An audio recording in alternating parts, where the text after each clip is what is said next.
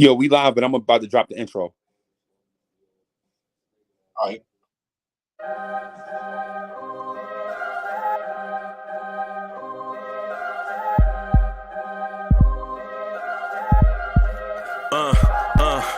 I rank where the view is nothing less than phenomenal. For how I express and project from my abdominal. The only view better, both my daddy and my mama know. No living parents, my sons give me balance. My wife is my serenity, this mic is my identity. The world is foul enough, that's why I write without obscenities. Provoking danger with broken language and spoken anguish. Begging to get hurt, why would you ask to go through changes? Yes, Lord, life's a chessboard, master the angles. Control the tempo, be the one who holds the info. Acknowledge is just as deadly as machete swings. When spoken, the truth is as potent as that Medellin. While others swear the style is free, I just let it ring. Our time is undervalued, soldiers make us better kings. My fans on my shoulder, reaching after better things. Today I take the shot, for them I'd rather set the screen. My mama told me follow my dreams. My daddy told me get it by any means. Stand tall, make him bow to a king. But I've evolved, you can see the resolve. Look in my eyes when you speaking to God. Life and for those who we caught up in using what I was scarred with the muse. I guess they call it proving I'm more than an artist. Penciling out my darkest while stenciling out a harvest. And storing what gets me from A to B, just like garages. Instrumental with collages. Envision what I've been drawn. Broadway to give you rhythm like the great Lena Home. So bent on, found comfort in the storm. Find peace and on when you see them others perform. Organized chaos. Okay.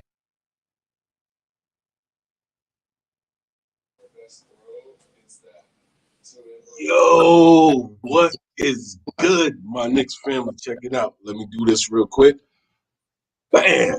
We back in the building with the bright lights. Let's go. We got that 9-game winning streak, yo. How y'all feel about that? Can I say this real quick? I want to just say this. 8 feels great. A 9 is like fine wine. Let's go, yo. I know y'all hype, and I know y'all ready to talk about this thing. I'm ready to talk about this thing. You know what I'm saying? I'm here. You know what I'm saying? Uncle Freezy will be here in a minute. You know what I mean? He's still on vacay mode, so he'll be here. Hoodie Kev will be here. But, yo, I just want to start this thing off by saying this, right? I asked y'all a couple of streams ago, how many dunks have Nerlens Noel blocked so far while we've been on this win streak? This man is playing out of this world defense, bro. What's the name? Sandwich. Not the one I just bought. The other one you bought yesterday. But like, you know what I'm saying? This man is playing out of this world defense, bro. And I don't know. I feel like what he's doing, I think he deserves a contract. What's your thoughts? Absolutely.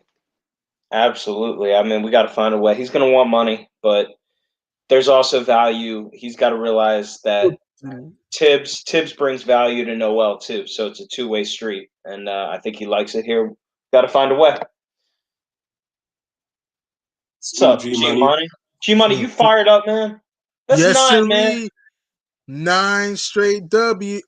Also, we're on a 9-game streak that matches RJ jersey number. Yeah, baby. Woo!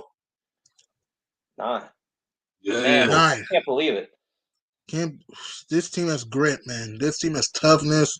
This team has heart, man. And this team is playing for each other. That's what I like. This team has no egos. And this team, right, and the Knicks right here, they embody New York. And that's what I like. This team embodies New York, and this team's playing for not only for the coach, but for the fans and for the city. And that's what I like. When Toronto pulled within 7, I'm like, here we go again. But the Knicks showed a killer instinct in this game. In this streak, in fact. And that's what I like seeing. This team is hotter than a furnace right now, man. 9 straight W's. We have the Suns on Monday. Let's trade clips those Suns and let's make it 10. Man, I really love this Knicks team, man. This team is very, very gritty. We got to stop talking about, like, here's the thing. Yeah, it's the Suns. Yeah, the Suns are a great team, but so are we. We're a great team.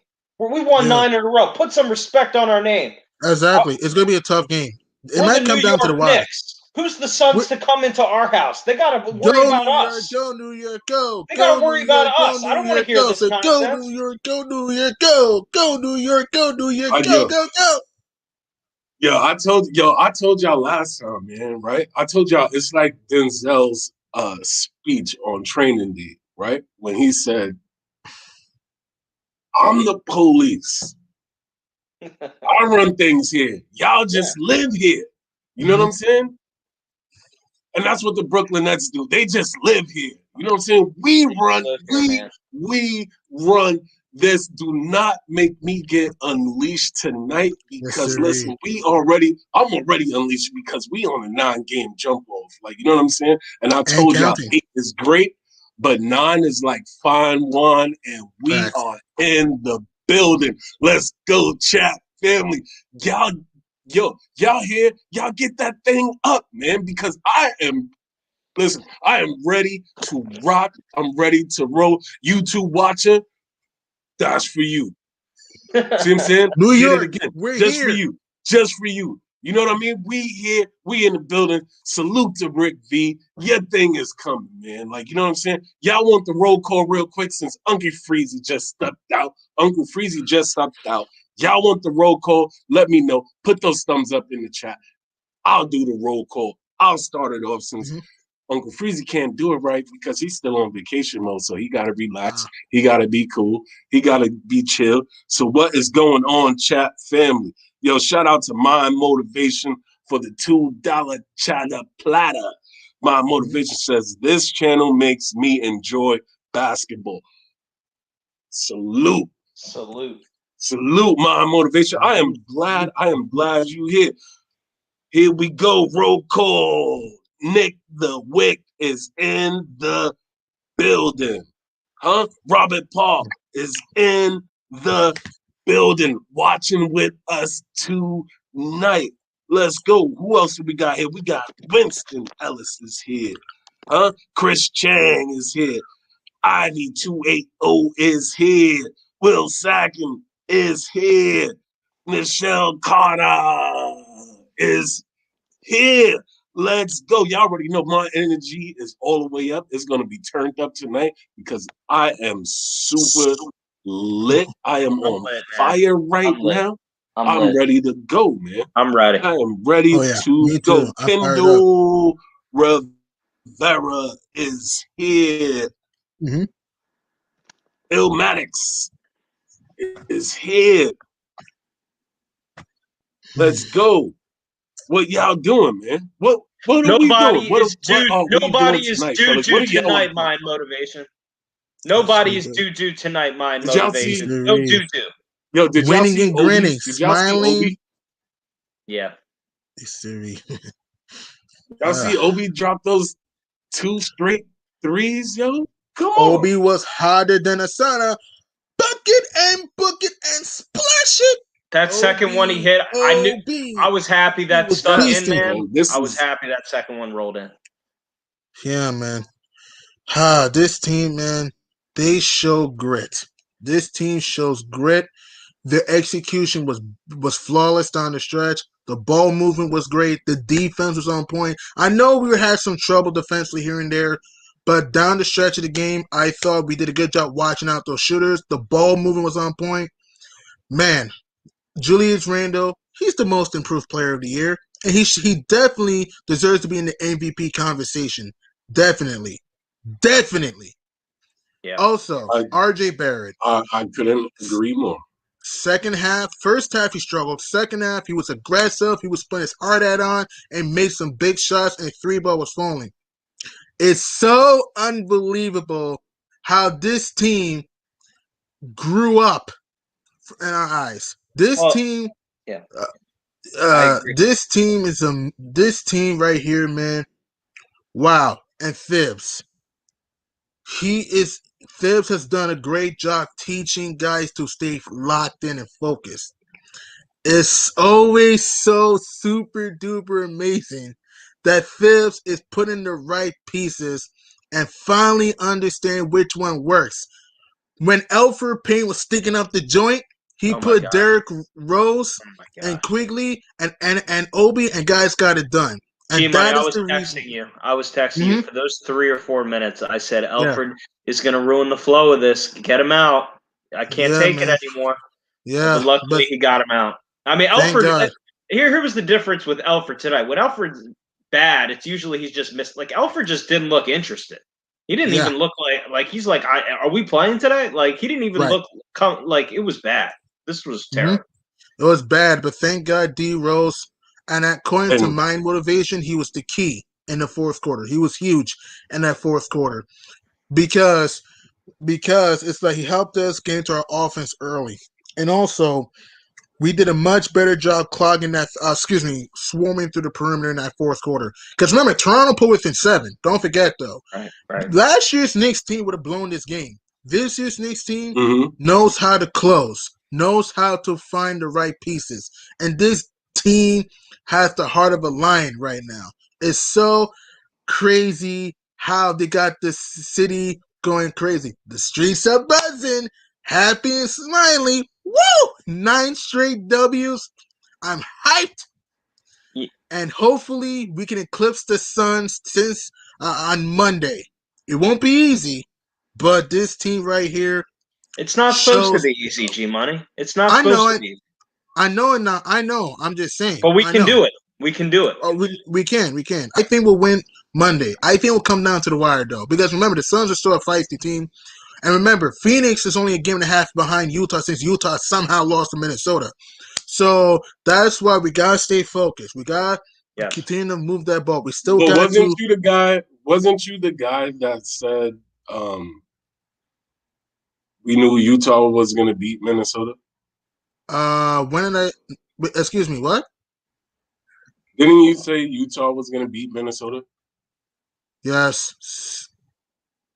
Yes. Not that I thought they'll beat Minnesota. I thought they'll like pull away, but when it comes to hey, you guys do make a great point. When it comes to the regular season, anything could happen. So we just gotta. That's why you gotta play it to But the end. yeah, no, Here's but see, here's what. let me do a Oh, guys, No, you go ahead. Go ahead. Sorry. no. So all I was gonna say, I wanted to piggyback on G Money's Coach Tibbs thing, right? Y'all remember when Taj tipped that ball in and Tibbs challenged that? I thought that was significant. Like, you know what I'm saying? Because Right. instead of us being up 6, we was up 8. Like, you know what I'm saying? Right. And Right. yeah, I heard the announcers being like, well, why would you challenge that? You only get one challenge or whatever. Like, you know what I'm saying? Tibbs is playing to win. That's why you challenge that. You want to keep those points on the board. Like, you know what I'm saying? Right. For all we know, they could have came down and hit a 3 and swung the momentum back in their favor. And like, you know what I'm saying? Went up, but I'm not saying that was like, I'm not saying that was the play to win the game, but I thought it was significant. Like when he did it, I was like, oh, you know what?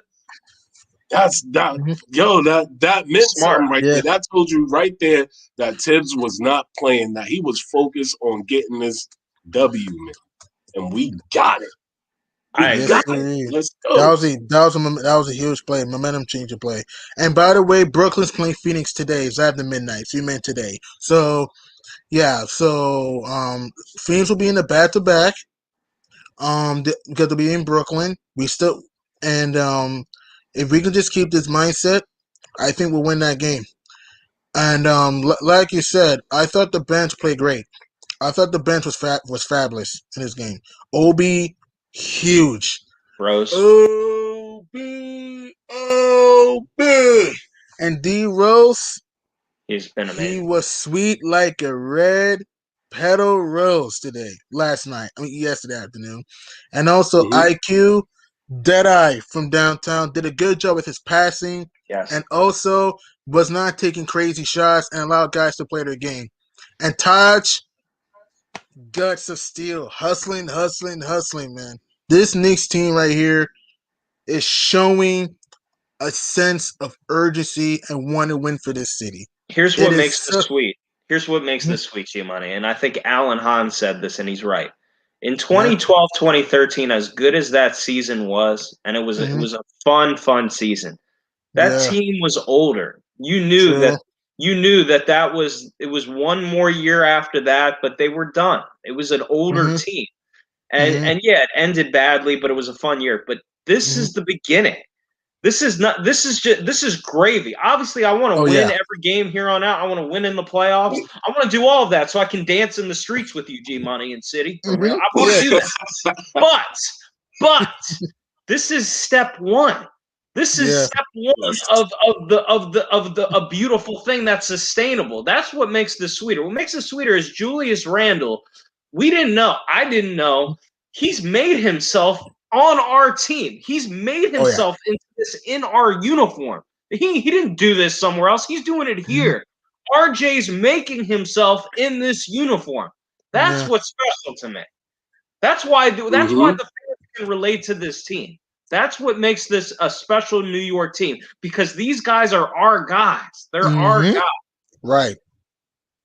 Now you know why. Now you know why I say, and I say it all of the time, and sometimes people don't believe me, but that's okay. Now you know why I always say we go as our bench goes. When our bench shows up big and do the things that they did like tonight, man, that gives Julius just a little bit more rest. Like, you know what I'm saying? It gives some of the other starters a little bit more rest. Like, you know what I mean? And the bench, as long if the bench can keep playing the way they playing, lights out like that, like, you know what I'm saying? Lights out like that, bro. We are gonna be very entertaining in the playoffs. We're gonna welcome all challenges. I guarantee you. We're gonna welcome all challenges. You know what I'm saying? And I love it. It feels good to talk about that the Knicks are winning. The Knicks are back. They're back, baby. Come on, man. 9 But games Julius in said, a row. New York, we here. 9 games New York in a City, row. we're back, baby. Woo! It's hard to win 2 games in a row in this league. 9? Exactly. 9 and potentially more. 9 and potentially times. more. Wait, so aren't we on the don't we got the best win streak in the league? Yeah. Right now, this is are you talking about right now? Right now. Yeah. Right now, yeah. Utah Yes, we do. had a longer one early in the year. Which was 11. Yeah, Utah had 11 games. Yeah. But right now, we are cooking. We got that pot stirring. We got Cooking all with the some delicious ingredients in there. You know what I'm saying? We got the bench. sizzling. Woo, man. Man. We just served a Thibodeau lunch special to those guys. You know what I'm saying? We served them the Thibodeau lunch special in the matinee game early like this. Oh, y'all want some of this? Early? Y'all want it early? Okay, we'll give it to y'all. Here we go. Let's throw a little bit of Obi in the pot. You know, let's throw my wife Julius. thought I was crazy watching this. Like my wife, over the past few weeks, the things that I've done in this place, I'm surprised I haven't gone to jail. I'm surprised I haven't gotten thrown out of my apartment building, man. It's just unbelievable that my wife has stayed with me through this, because right now I am going nuts over what this team has brought happiness to my life. That's Julius Randle said this on the podcast. He provides happiness to so many people, how he performs, and he realizes that. Shout out to Julius. Yeah. And this team has accountability and leadership. That's another thing to add. But did you see him? You see him in the first? Wait, was it the first quarter or second quarter when, like, you know what I'm saying? He hit that shot and he started shaking his head like, yo, if I read it correctly, he's like, yo, he got nothing for me. Like, you know, like, I'm like, yo, how many times you need to get fouled and they not call it, bro? Come on. Yeah. Another thing I liked at Julius, he wasn't showing Elfrid up, but one thing I haven't seen here, and Alan pointed this after the game too, which I agree with. Melo wasn't the type of guy that would give that scowl at his teammates, but you need a little bit of toughness to say, let's go. And Julius, when Elf was making those mistakes, he's like, nah, give me the ball. I'm done with this. Yeah. You need that. You need that. Julius, look, one thing I'm starting to love about him, he's a leader. He's somebody that people rally upon. He's got the yes, his body language at times when he gets frustrated, that could be better. But overall, he wants to win. He's got all the stuff. He's got it. Mm-hmm. Man, God of Moses, man. I hope you're wearing that jersey, man, because I need you on the show. God of Moses, if you're listening, please come on the show tonight wearing that jersey. Same thing with you, Raph. Come in. Come on, man. Let's celebrate. And Let's also, get on this, man. Come on. 9 in a JR row? Braves. JR30. That's Where are Julius you? Randle. JR30. I call him JR Braves because when he wears those braids, he is serving and hotter than fish grease. Where are you, God of Moses? I need you on the channel tonight. Man, I'm calling you out. Where Julius are you? Randle has played amazing from Here I start am. to finish, man. Wow. MVP candidate. Let's MVP go. candidate. Top. That's what I'm saying. In my opinion, the MVP candidate. My top three in the MVP are, in my opinion, this is all subjective. The process, Joel Embiid, Nikola Jokic, and Julius Randle is debatable. My number 4, CP3. My number 5, in my personal opinion, this is just me. Don't sleep on PG-13 and Spider Mitchell. I know Donovan's hurt right now, but I'm saying that, before everything, Spider Mitchell was in my list. I love Dame Dollar, and Dame's a great player, but I'm sorry. Dame was great in the first half. He's struggling in the second half of the season, and Portland is just playing bad right now. So that's what I'm saying. And I got something. So is Julius Randle? Yeah. Top three I got a question. I got a question. Is Julius Randle right now most improved player in the National Basketball Association? Yes, is he playing for our team? Sir. If he is not considered, if it wasn't for COVID, you would see Darth City outside in front of MSG making a ruckus right now. If they don't consider that, man, listen, man, I am It's trying. crazy. Well, if RJ somehow won the award, I would not be too mad. Personally, it should go to Julius Randle. Julius Randle's going to win that, and also I don't want to hear. I'm hearing all these experts on television tell me how Steph Curry's ahead of Julius Randle in the MVP Which is voting. blasphemy. Stop it! Same thing with Dame. Dame is not better than Julius Randle. Julius Randle is carrying this team. I don't want to hear about Steph Curry putting up goofy numbers on a 500 team, man. We're building a dynasty. He's dropping 20-something point, 30 points, and losing 4 games in a row. As Uncle Freezy said, we have the potential. I'm seeing a dynasty here. I'm fired up, man. This team is giving me happy. Possible. 2-3 years from now, let's go. Possible. Let's go. Let's go. We got that energy flowing tonight. Every Knicks fan right now. We is here, man. We is in the building. Y'all smash that like button before y'all step in the building, man. And shout out to Robert Paul, my bad, for the $5 super chatter platter. Robert Paul said this for that energy coming out. G Money scream. Keep the fire going, kid. I'm gonna keep this going, man. Let's go, bro. Go New York, go New York, go New York, go New York, go. Let's go. Let's get the 10 straight dubs. Let's eclipse the Suns. We all tipsy tonight, man. The building. We earned it, man. Come on, bro. Oh yeah, bro. If we mess around and beat Phoenix, Monday, and then have Chicago up next, and oh my goodness. So Spree, I told you back in February. Bro, that the names on a piece of paper, the teams listed on a piece of paper didn't matter, right? I told you back in early February, don't get it twisted, that the Knicks have a shot against everybody in this league. And you know what people were telling me? They were like, well, the Knicks don't have the offense to compete with teams in this league. All we do is play defense.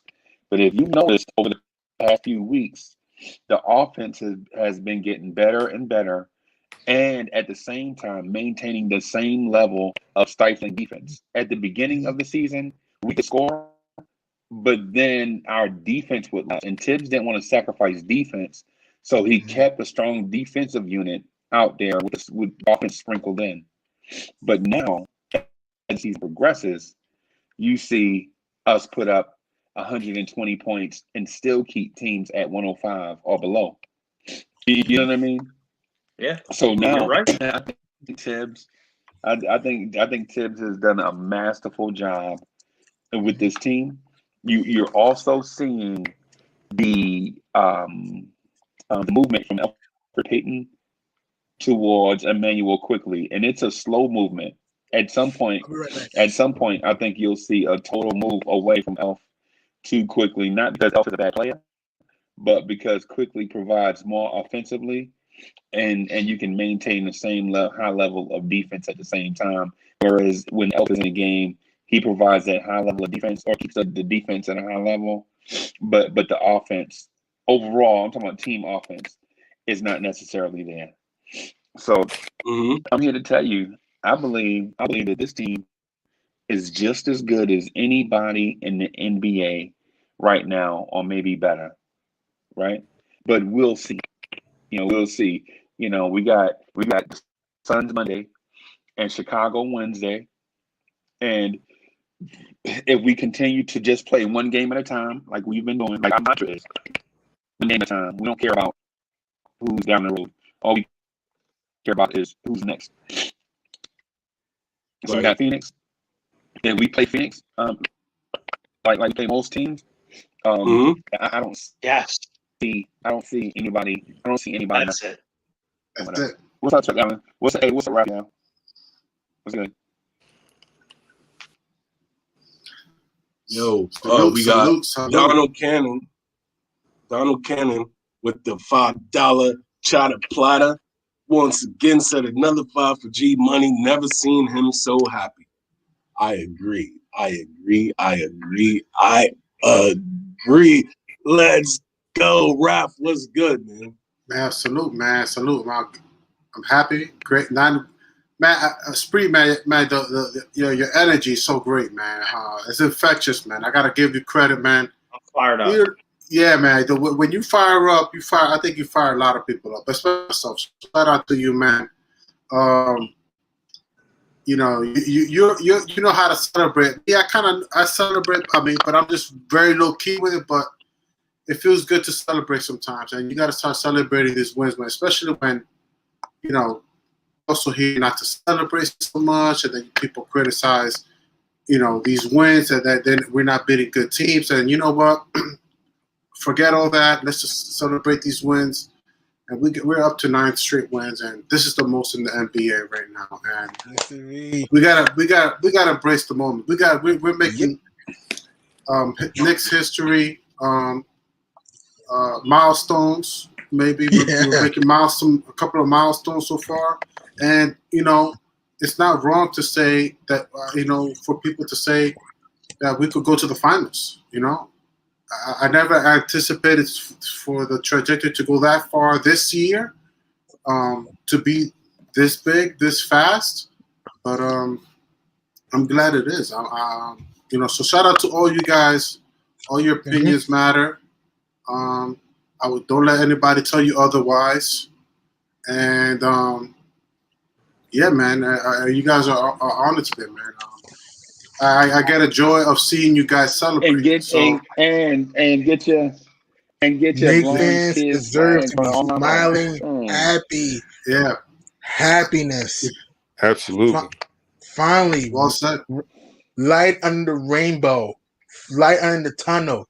After years of torment and anger, now it's happiness, smiling, joy, and this Knicks team right here shows heart. Man, it's culture change. It's so amazing how this team went from the trash that was last year into the great that's this year, man. This team's gonna be a tough out in the playoffs. I should say this team's gonna be a very, very tough out. 7 games in the playoffs.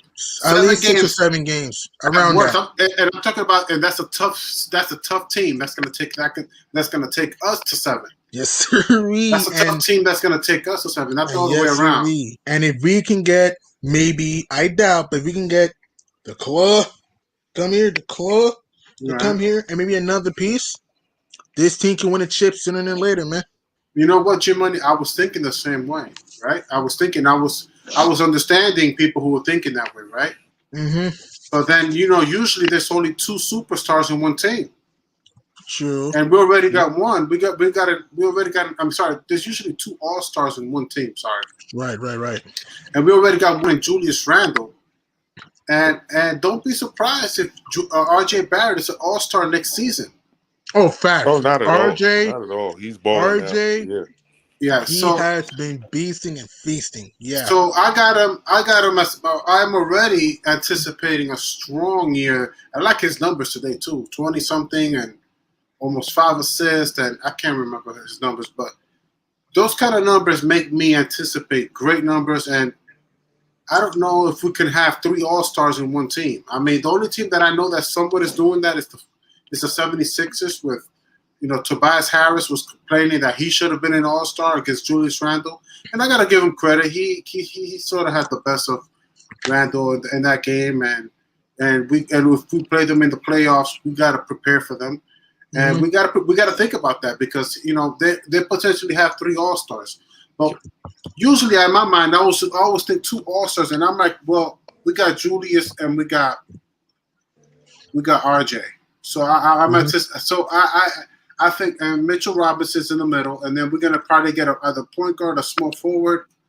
And I think they're going to be complementary pieces. I don't know if they're going to be all-stars because, that's my mom. Listen, guys, my mom is coming back. I got to reach out to her.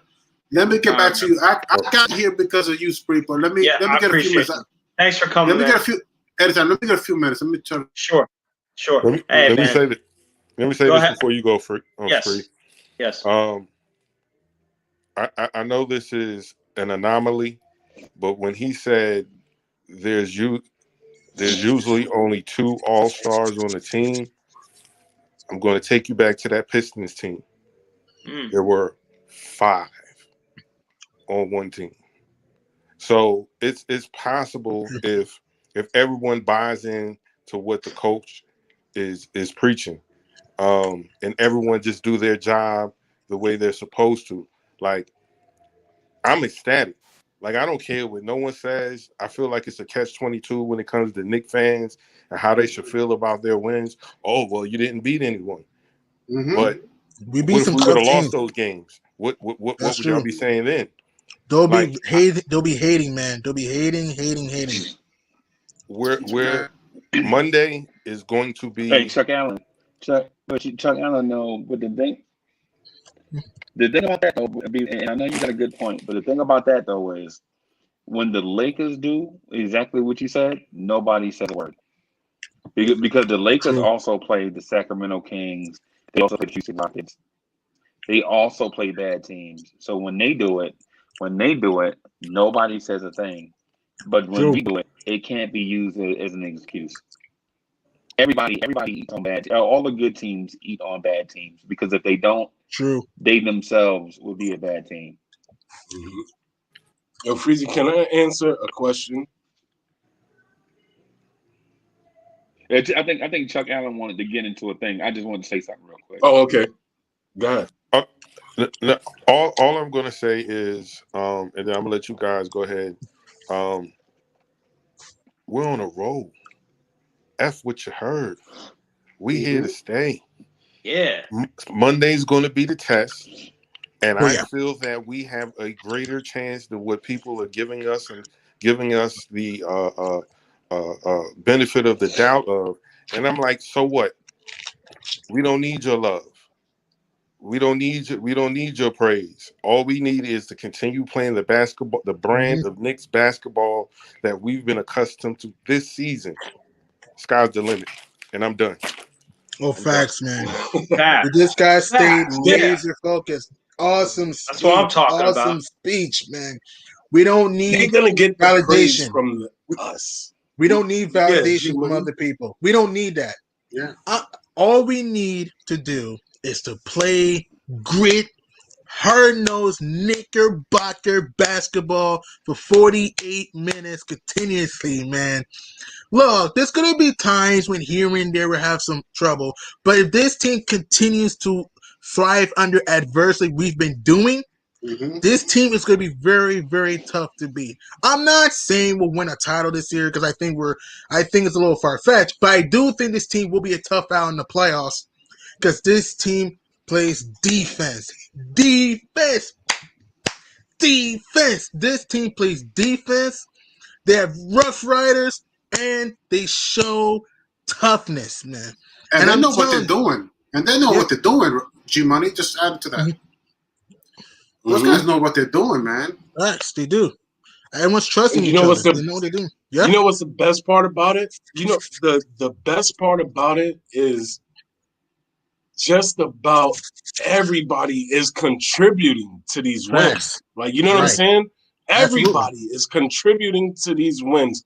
Regardless, there might be some people that contribute less, but the contributions are welcome because guess what? We need every man on the roster, you know what I'm saying, to come out and compete. You know what I'm saying? Come out and compete, right? And do the things that we know how to do. And what's that? The Knicks don't know how to show defeat. We are a team that come in MSG with our heads high. You know what I'm saying? With our heads high. You know what I'm saying? Like the old school kids back in the days with the big backpack on their back, but you know they ready and they willing to learn. You know what I'm saying? These guys have been willing to learn, and they have been learning from Coach Tibbs from day one, and it is not stopping. It's not going to stop. I think what they should do is, if you guys know about it, I don't know if y'all know about it, but if y'all remember back in the days, right, when the was it the 6 train? I can't remember if it was the 6 train or the 4 train or whatever. But anyways, they used to paint the first car in the blue and white pinstripes, right? For the Yankees, right? They need to do that right now for these New York Knicks. They need to take one of those New York City train cars, paint it orange and blue, slap that Knicks logo on there, you know, or paint it black and put the orange and black Knicks logo on there. You know what I'm saying? We run the city. The city never sleeps.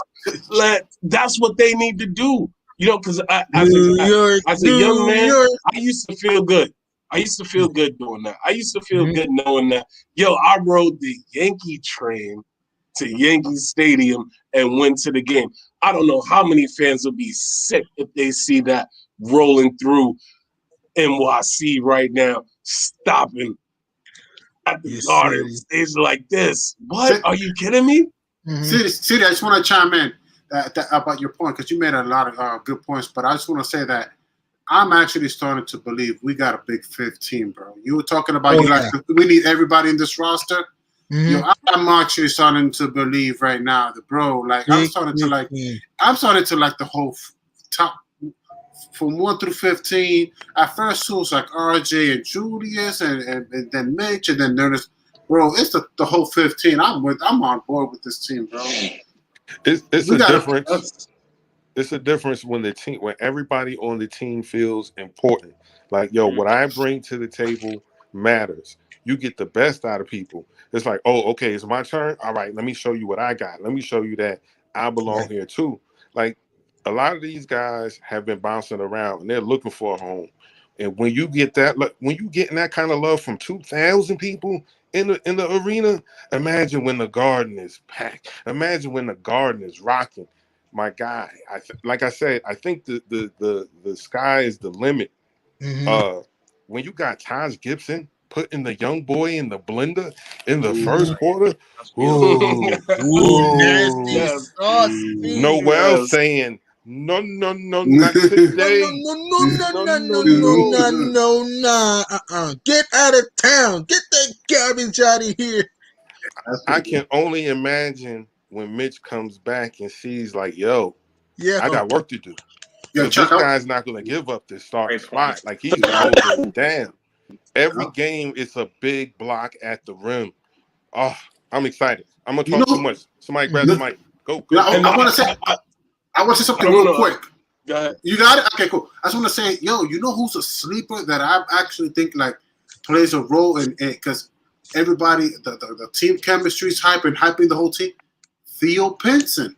Like I be at first I thought it was like all hype, but like I see his Twitter, I see how he's acting with the team, and I remember how broken it was with the team. They're always pull for each other, and I think I think he plays a vital role for this team's bench. Like, yeah, he hypes the team up. I see you. I'm bringing you in. So I want to. So we got a new guy we got a new special new guest in the building. How do you feel, man? What's going on? What's going on? It's Shine. What's up, Sean? What's going on, Spirit? G Money, what's good? What's cracking slacking, bro? What's going on? City, what's going on? You already know, bro. I'm riding that wave. You know what I'm saying? I still got the thing on too. Do y'all see I still got the thing on? What did I say before I put the thing on? Let's get it. I hear you. How do I listen? I was looking forward to making the playoff because the way last year ended. Salute. I knew that depending on the coach. Yeah. Because when we had Mike Miller and when the season was ending, we was doing real good. And I remember saying if we had Mike Miller from the beginning of the season, we probably would have had a better record and probably would have made the playoff last year. So when I knew Tibbs was coming in, I was expecting to make the playoff. I was when I spoke about it with my friends before the season start, they're always making fun, because we're the Knicks. I think he's a Lakers fan. And he asked me how many games do I think we're winning. I said 27-30. I had us winning 27-30. And I was not expecting what we're getting right now. Definitely not expecting it. And every game, man, I'm watching the games and I'm just in awe and I'm just surprised. Like, I don't know what's going on right now. I don't know what's going on. And I remember the 2013 season, I never felt like that. I mean, 2013, I was expecting to win games. We were expecting to win a few games. True. But this year is like, I'm looking forward to every game, and then after every game, I can't wait till the next game starts. So this might be the best season I've been a part of in a long time, and I've sat through the 17 win seasons and saw every game. You know what I mean? So watching this is definitely a joy, and I've heard Uncle Freezy said this. I don't know if City feel the same, but I'm not surprised. I wouldn't be surprised if we make it to the Eastern Conference, and I wouldn't be surprised if we make it to the finals. I'm not saying that's guaranteed, but like Uncle Freezy said, there's a route to I don't know if you saw Avengers, and when they did the time thing, and there was like one possibility that Thanos could get defeated, and it was just that one, and then I feel the same way. There's that one reality that we win, that we make it to the finals, and there's a chance it might happen. You know what I mean? So is it possible? Is it possible? It is. It's possible. That is a possibility, right? Yes. That is. It's a possibility. We cannot deny that, right? And another thing that we cannot deny, right, is these boys, these men, I should say not boys, but these men, these grown men, they come in MSG ready to rock and ready to roll, man. And it's been a long time, at least for me. I mean, you guys are Knicks fans too, so I already know y'all feel the same way. But it's been a long time since we have been able to even come outside and feel like we can talk about the Knicks in a good way without somebody trying to shut you down. You know what I'm saying? Right now, can't nobody shut us down when we talk good about our team. You know what I'm saying? You know why? Because our team is doing good, and it's our team, and we have all rights reserved to talk about how good our team is doing. And I don't want to hear none of those fake fans talking about, oh, well, we're not going to make the finals, so why does it matter? Nah, bro, screw all of that. You know what I'm saying? You can kick rocks with that. What matters is celebrating your success. You know what I'm saying? Yes, That's sir. what matters. It doesn't matter if it's a little bit of success. What matters is success. So be happy about it. Enjoy it. Embrace it, Knicks fans. Breathe it in. If I had Darth City here, I would breathe easy for y'all. Y'all know what I do when I breathe easy. Like, you know what I'm saying? But I don't. the Maybe beautiful maybe later on tonight, if I could calm myself down, maybe later on tonight I'll do it. But tell me, how are we feeling about this next game, yo? Because I am excited. Happy, I'm excited. excited. It will be a barn burner, in my opinion.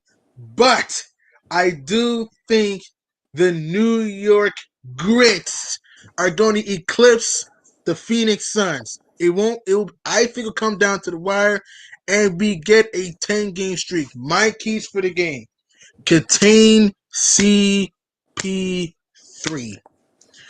Be physical with CP3. Also, we got to put a body on DeAndre Ayton. All right, don't let him crash the glass a lot. And we got to, in my team, double team D Book and make sure we eye him. And our bench has to continue to outshine other benches. So we had to outshine Phoenix's bench. How If is we, that bench, G-Money? huh? How It's gonna is be that hard to bench? do. I mean, the bench is all right. It's not super great, but it's all right. It's not great. It's all right. If we can come out here, Their bench got depth. They have the depth. bench is depth. Torrey Craig, Darius Saric. I mean, you have Frank Kaminsky. Frank Kaminsky, Cam Johnson. That they have a pretty good bench. So if we can outshine their bench, we shall be goody. And also, Thibs has to outcoach Monty Williams. Outcoach him. It's a duel for Mm-hmm. Coach of the Year. It's a duel between Yes. two guys that want to win Chris that Paul award. and Monty Williams got chemistry. Facts, man. And Shine Facts. said this. Shine, I remember when we were on Ron's show early in the year, and we said this, and you weren't alone. I said they Right. were going to win 25 to 30 games too. I ain't gonna lie. I didn't see this. Me But too. I think what we did say early on in the year is this team's got. You could see the signs. They played hard, but now they're putting it together. They're mentally tough. So I think they are ready to play the Suns. I think they're going to be ready for the moment. I don't see I'm curious what the line's going to be. I got friends of mine saying, you're going to get blown out by the Suns. Excuse me? They got to come to Madison Square Garden. They got to come to our We crib. got to come to Madison Square Garden. The World Experience Arena. It will come down to the wire. I don't see a blowout. If it was last year, yes. This year, no. This year's Knicks team is Yeah, they're different, man. different. They're different, and they play with unity. They show a sense of urgency and have no egos, like you said, Spree. They got to come to the Big Apple, to the garden. I'm, It will I'm, come down to the Yo, wire. I remember listen. last year when we Oh, go ahead, played bro. last year when we played Phoenix, we did get killed by Ayton. So you're right, G Money. We do have to contain him. Mm-hmm. And Booker too. We gotta try to contain D Book though, because if we allow D Book, Chris Paul, and Aiden to go off, we're not gonna win. So if we can try to contain two of them, and we outplay their bench, and we got to limit turnovers. Phoenix likes to run. We gotta limit turnovers. If we can limit transition, we can pull it out. It won't. I think it will come down to the wire. I think my score will be early score prediction. I'm gonna say New York 110, Phoenix 109. Wow, I, I, I'll take it. I've seen a different Knicks after that Brooklyn Nets loss. Mm-hmm. I feel Oh, like the Boston Celtics loss, man.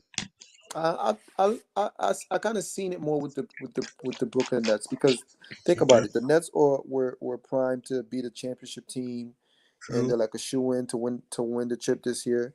And the True. fact that we're able to stay here neck and neck with them during that game, even though we lost by one possession. I think Mm-hmm. after that game, the team kind of realized, okay, maybe we got something here. And I've seen them play with a different aggression, I want to say. You know what I mean? So I've seen a whole completely different team from the first half. So I think we'll give the Phoenix team a run for their money, and I'm expecting a win. True, it's gonna be close, man. I and will it be so fitting if we win at the buzzer? Will it be so fitting if we Oh get a yeah, buzzer beater? the city gonna blow up. Hey man, as long a win's a Entirely win. fitting. With this Knicks team does not want to let go of the streak, and everybody wants to knock us off. So Sure. to be, they got to do it in our building. That's why I just feel like I just feel we're too confident right now. We gotta play strong. We gotta. Nerlens, if you come to the basket, you're going to pay a price. You're going to pay a price. Yes, sir. Think twice. You ain't gonna lay it. You ain't laying it up, DeAndre, and we're putting a body on you. And Devin Booker, yeah. Is he a great player? Absolutely. But one man cannot stop this team. We True. are a team. You're gonna have to take all 15 of us out. Yeah, we're gonna Facts. fight them down to the wire. I got a feeling. It's going down to the wire. It is because Going down to remember, the wire. like I said, Phoenix is only a game and a half back of Utah for the number 1 seed. And if hypothetically Phoenix wins in Brooklyn today, there'll be a game back of Utah. The Suns want that 1 seed, so we got to come out here and we got to show the Suns who is boss. We got to play Nick basketball. And in my opinion, we cannot be down double digits to these guys.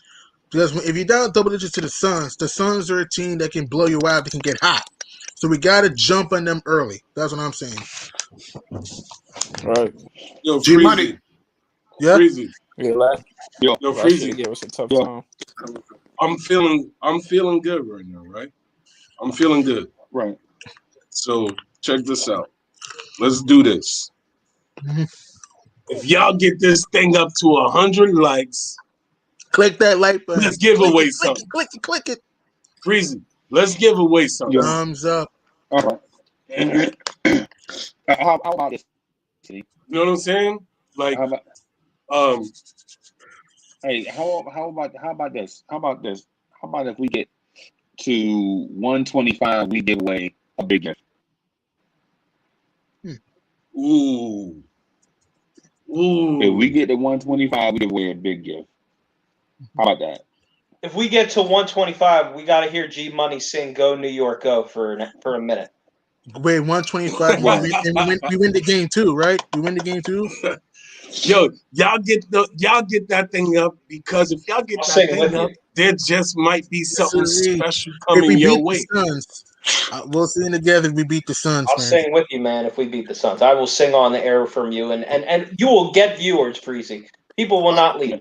People want to hear me say it on the air. All I want to say though, all I want to say though, to your point, G Money, is that we've beaten good teams. We lost against bad teams. True. And this team just,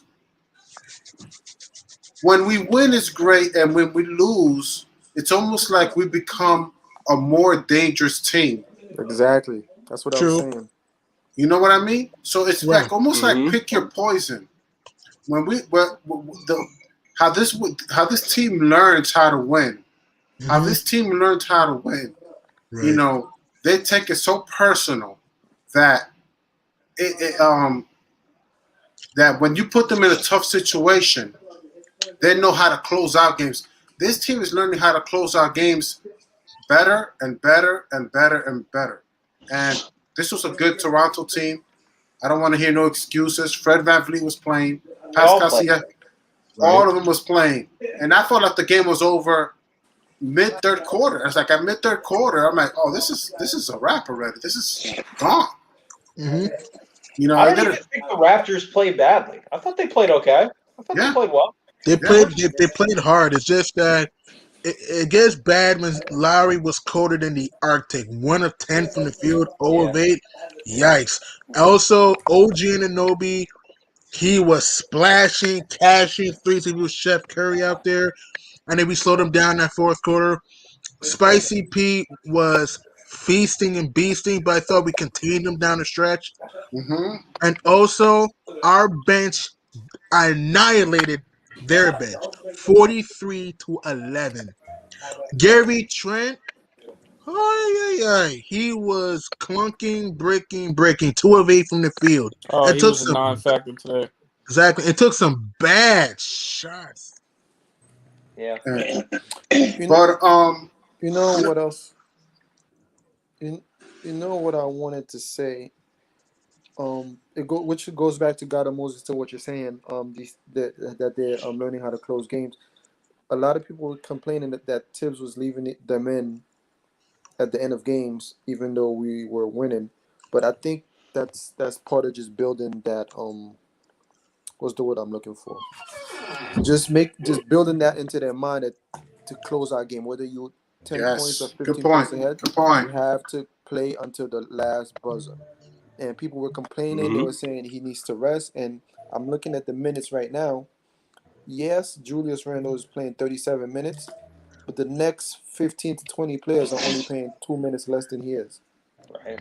So are you saying that Tibbs is overworking him just by playing him 2 more minutes than everybody else? Nah, it's to your point. That's a great point, man. I forget what your name. What your name is again, man? Shine. Shari. Salute, man. Salute. So that's a great point, man. This team knows what to do. I like the way they play. I like the way. I want to see more. I want to see more. That's what I want to say to that. I want to see more, and I want to see tomorrow's game, win or lose. You know, I I want them to show up. I want some Knicks basketball, Exactly. Make it and rough for 'em. and I want to see what they're made of because Mhm. you know I really don't know what they're made of to expect anything yet. I'm still, Mm-hmm. even though we're 60 games in, I have a great idea. I have a strong, but like it's the first time against the Suns, and the Suns are like the New York Knicks in the West. They're Yeah, very good. feisty, gritty. Yeah. Yeah, they're very good, and they're very. They have a great player who's leading them, Chris Paul. So shout out to them. And they do have Devin Booker. They do have Ayton. So much respect to their talent, but you know they're learning how to win in the West, and we're learning how to win in the East. And I won't be surprised. I mean, I'm sure people in the Phoenix Suns won't be surprised if they go to the finals or deep run in the playoffs. And same here, we're no different. In the East, we feel like we can go to the finals, Eastern Conference Finals too. So it's a good game. I think it's a good game for me. Well, I'm excited to see that game. and to your point, if Mm-hmm. even if we win, that's great. We're just gonna keep this thing rolling. And like you said, if it just so happens that we do lose, and I don't see us getting blown out, we'll True. only come back even stronger. Like you said, Oh it'll yeah. only make us stronger because I think we're gonna give them a run for their money. And like I said, it'll remind me of the Brooklyn game where we Mhm. came just 2 points short. And if you're a team and you're playing a team that's the people are considering to be championship contenders and you coming up 2 points short, that's building confidence in Mhm. yourself also. Like, okay, next time we're gonna get them. You know what I'm saying? Mhm. Right. And then So we it's got a the win-win. Bulls. And then we got the Bulls. I know we don't want to go ahead, but just a fun fact: the Bulls won't have Zach Levine on Wednesday against us. So if we could come out here and let's compete with this, even if we lose, just be competitive. I don't want to get Right. killed. Just be competitive. If we win, I think we will beat the Suns. I have a weird Mm-hmm. feeling that we may get the Suns. G Money, they're playing Mm-hmm. back to back, right? Yeah, back to They're back. coming Yeah, they're from a playing back to back. today on ESPN in Brooklyn, and then Monday, which is tomorrow, in New York. So I think they'll be a little bit fatigued. So, like I said, if we can, come out with the right mentality, win or loss, if we can just be competitive, I'll be happy. We have a And chance. we have We a have a chance. chance. Don't get blown out. I know the Suns are great. Don't get blown out. All Right. right, because don't get blown out. I think we'll win this game in a thriller. I just have a weird feeling this game will come down to the wire because to me the Suns are a better home team than road team, and also the Knicks are a better home team than road team. So it's like if we can come out here and show New York Knickerbocker basketball, this game will come down. Palms backs gets tight, palms get sweaty, and it will come down to the wire. So that's what I'm saying. If I had to make a prediction, I think New York 110, Phoenix 109. What's your score predictions? But here's my question, G Money, because Ooh. we gotta Yeah. we gotta talk about the point guard situation. Yes. Because today Julius Randle bailed us out with that whole Alfred Payton situation. how good is Elfrid Payton and Derrick Rose going to perform against Chris Paul? That's what I think it comes down to. Yeah. And we got to have that conversation. Like I want to win. I want it to be close, but like, you know, how are we going to contain Chris Paul, who's averaging like 20 and 4 rebounds and over 7 assists and knows how to manipulate the floor and, you know, can Elfrid Payton defend this guy? You know, how can we slow him down? I would say this. I would say Elfrid this, Payton will right? not slow him down. I would say this, right? We don't have to contain Chris Paul. Right. We don't have to contain him. You know what I'm saying? We just got to slow him down a little bit. So what if he gets his numbers? How many teams have we played where their main guys got their numbers and we still won? Like, you know what I'm saying? A lot. We 34 we just gotta contain everybody else. Like, you know what I'm saying? Like, it's okay. Like it's okay. I'm not scared of the Phoenix Suns. Like, you know what I'm saying? Like, you know what I mean? You know why I'm not scared of the Phoenix Suns? Because we the New York Knicks and we are on a roll. We are on a roll right now. The New York Knicks. Let's keep this train running. Thank you. Thank you. We have the best Let's keep player the on the tires court. turning. We have Julius Randle is the best player on the court whenever we play. I don't care what anybody says. Don't let anybody tell you otherwise. You know what? You're right. One question: You're right. Is this? Do you guys think this is it? Is this the point where Julius Randle starts averaging 25 to 30 points on the regular? Yeah. This is the point of no return. Yeah. Yo, point of no return. He's gone. Like, you know what I'm saying? That's an all-star We every here now. season. We're past that. He's an all-star every season. He's gone. He's not even looking back. I don't want to say I've been a fan, but I've always liked his game ever since he was with the Lakers. And I remember, I want to say back when he was with the Pelicans, I had an argument with a friend of mine that Julius Randle is a better player than I was saying he's a better player than from Golden State. Draymond Green. Draymond, yeah. And then they were saying I was bugging out, and then I looked at the numbers, and his numbers were way better. And only obviously the assists were higher for Draymond Green because look who he's playing with. But when he came to the team, I was excited. I knew we had something, but last year, like everybody else, it was disappointing, you know. So I'm glad to see it happening. So that's why I'm asking. I was expecting the jump to be next year, but it looked like it's starting right now. You know what it is? Sean? I think Julius watches the show and he saw that God of Moses made that prediction, and he wanted God of Moses to get a Julius Randle jersey. Yeah. That's part of this. But the other part is Julius Randle's got that something inside his chest. He's got he's got that where he says, you know what? I know Knicks fans love me, and even though they gave me criticism last year, I deserved it. I wasn't ready, but now I'm ready to be that guy to be a leader.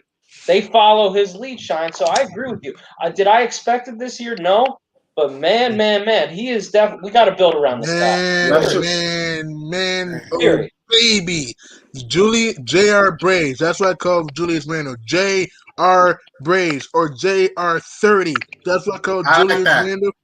J.R. 30. And one of the great things I like about this team, you could actually pinpoint what you're missing, which is a good sign. Because before, I remember when they played us during the draft, and under us they put we need everything.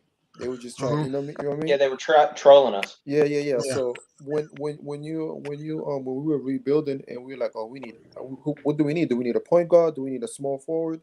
Just get the best talent. But now we can actually pinpoint what we need. Okay, we need more shooting. Okay, we need a big man that can stretch the floor a little bit. So that's a good thing. I've always pinpoint and look at, be like, all right, now kind of could settle down and go for talent and go for fit and everything like that. So that's why I'm liking these 10-day contracts that we're getting, and all these players have the same thing in common: defense. Shine, here's the crazy thing. You just said shooting. That was my biggest concern coming into the year, that we wouldn't have enough shooting. And right now, I think we're leading the league with guys that are shooting over 40% over the past 2 months. True, Isn't that true. crazy? Crazy. The Nuts. ball movement's hopping. We have knocked down hotter than a son of shooters, and the guys are shooting with confidence and taking smart shots. And That's we're what I doing like this to see. without Burks, G Money. Exactly. We haven't had Burks. Shout out to When we Reggie add, Bullock. More Shout so out to Reggie Bullock, man. Bullock. Bullock Reggie is hot. Bullock, man. Oh my! And he's Bullock another But he is one. kept hot saying right now. player, Reggie Bullock. He's another one that I was excited R&B, to get, R&B. When but Allen Burks comes disappointed back, me last watch year. even more. I'm telling you guys, I tell you right now, this team's gonna be more dangerous, man. Bullock value definitely went up crazy.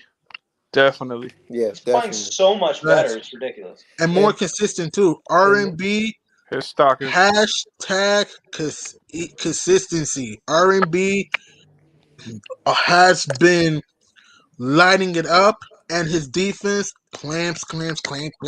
Yeah. That's what I like seeing from R&B. And also, did you know he did not have a foul yesterday afternoon? Did yeah, you know that? Fun facts there. So he played I didn't without know fouling. that. So, That's a good observation too, G Money. and you know he always gives you you're a gonna have to unnecessary chase foul Devin towards Booker the end. around tomorrow. Oof. Yeah. excuse me? I mean Monday. But yeah, he gonna have to chase him around. Tomorrow. Today's Sunday. Tomorrow. Yes. Yeah. Well, Yeah. yeah, Yep. technically tomorrow. Yeah. Reggie, man, look, we all if Reggie can play at this level, man, that just adds so much to this team. He is a big part of the reason why we're winning games. So shout out to Reggie Bullock. I don't care what anybody says. People can knock him off. R&B, baby. He deserves some respect, man. He's playing well. Yeah. He's Period. playing His well. shooting, He's playing his form smart. and his shooting is crazy. Regardless what. Go ahead. Sorry, Go carry ahead. on. I was cutting you off. Sorry. No, I'm just saying, I said. every time he lets it go, it's like now I'm expecting it to go in. Yeah. Regardless of what other people feel about Reggie Bullock, we gotta give him credit, man. This guy's playing good ball. Yeah. That's what I want to say. Do you think some of the guys we have that are hot right now for us, do you think they're outplaying the contract that we might offer them this off season? Because I for next season, like I'm super ecstatic about what's going on right now. But I know that at the end of the season, there are going to be a lot of holes in this roster because guys True. did get 1-year deals. You True. know what I'm saying? Right. And so anytime you're building a culture, you want to have consistency. You don't want to turn over the roster and have 7 and 8 brand new guys trying to learn each other and have cohesion and chemistry. So my question to the panel is: do you think guys like Bullock, Burks, even Noel, like we have to bring him back? I agree. Yeah. We have to bring him back. I love Mitch, but it is awesome when you have two guys that can come in and protect that rim, not miss a beat, versus paying $30 million for one guy in the middle. You understand what I'm saying? But go ahead, panel, answer. I'll go for it. I'll make it quick. I agree with you saying. That's my concern also. Like a lot of the guys right now, I want to bring them back, and my hope is that I like what the front office. I feel like we're not talking about what the front office is doing right now. They're taking care of everybody. I read something that said that they made sure that everybody in the G League got paid a little bit extra, and they bought Miles Power back just to let him loose, but they only did it just to give him extra money. So they're taking care of their guys, and then I think that's I think the extra 15 million we have, these guys are gonna get it. They're gonna split it among themselves. So I think I'm expecting or I'm hoping that guys like Bergs, Noel, are seeing what's going on here, that they could be taken care of here, and they're willing to stay regardless of what. Because other players have done it. Other players have took way less money just to be in a good situation. You understand? So That's a great point. I think I'm hoping they'll think of it in a way where I found a home here. I like the front office. They're taking care of us. They'll look out for us, and they'll decide to work something out. That's a great point. Did y'all get to the super chat? No. $5 super chatter platter? Let's do it. No. Is Julius Randle in the So, MVP talk? Yes. Is it a must-win for the New York Knickerbockers to lock up the number 4 seed? I would prefer that, to get home court advantage at the Garden. I would prefer Me that. too. I would say yes because we're really good at home. And we can, if we get to a game 7, it will be at Broadway.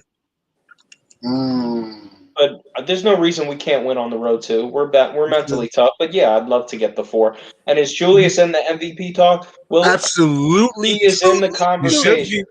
He should be. He And should and, be. and if He any should of your be. friends, try and tell you that Steph Curry, who yes, he's a great player, or Damian Lillard. Dame's what not you the need to MVP. tell those people is to come on the show and debate me one-on-one. That's what you Same need. Yeah, thing with the Dame. If you think Dame has a better year than Randall, come and debate me. yeah the fact that they're putting Curry in front of Randall is ridiculous because Same thing with Dame. Like it's blasphemy too. for many years they've been telling me it's not about your record matters also and things like that. You know. We have a better record than the Warriors and Blazers, man. Think about Exactly. that. Exactly. That's what I'm Warriors saying. and Blazers. We have a better record. No one thought that before the year. So the fact they're putting Curry in there And and he Dame. might miss the playoff is ridiculous. And Damon missed the playoffs too. He's in the play-in. And I checked the Blazers schedule. They got the Lakers, they got the Suns, they got the Jazz, they got the Nets, they got the Celtics, they got Spurs. They got a lot of tough teams. So the Blazers could very well miss the playoffs too. Hey, G Money, to your point, I just want to add in. You remember when a lot of people were going to say we're going to start losing? It's the second half. This is the tougher end of the schedule. Right, and right. the Knicks, all the Knicks do is keep winning, and Julius Randle keeps carving these teams a new one after game after game after game after game. God of Moses, then they And say true, we and- had a first half. The first half we had one of the toughest first half also. True. And I want to say I this. think that's true. So we basically had one of the hardest schedules all overall. And I want to throw this out there. Some people say, "Oh, Dame's carrying a bad team." Norman Powell's not trash. Siege McComb's not trash. Melo's not trash. Nurkic is not trash. Cantor is not trash. What are you talking about? Dame, Robert Covington. Robert Covington's not trash. Covington's a good player. And do people understand this too? Portland's lost 4 games in a row. Why it's so hard to process that? And people who say Dame's the MVP, Damian Lillard is shooting like 36%, whatever, in the second half of the season since All-Star break, and 32% from 3. How is Dame the MVP over Randall? The Blazers are a good team because Portland's 3-2 without Dame. They beat Philly without Dame. Yo, so I got a question for y'all. Well, I'm going to read a question for y'all. So shout out to Stephen Rose again with the $5 super chatter platter. Stephen Rose says, for the panel, who would you like to see Knicks face in round 1?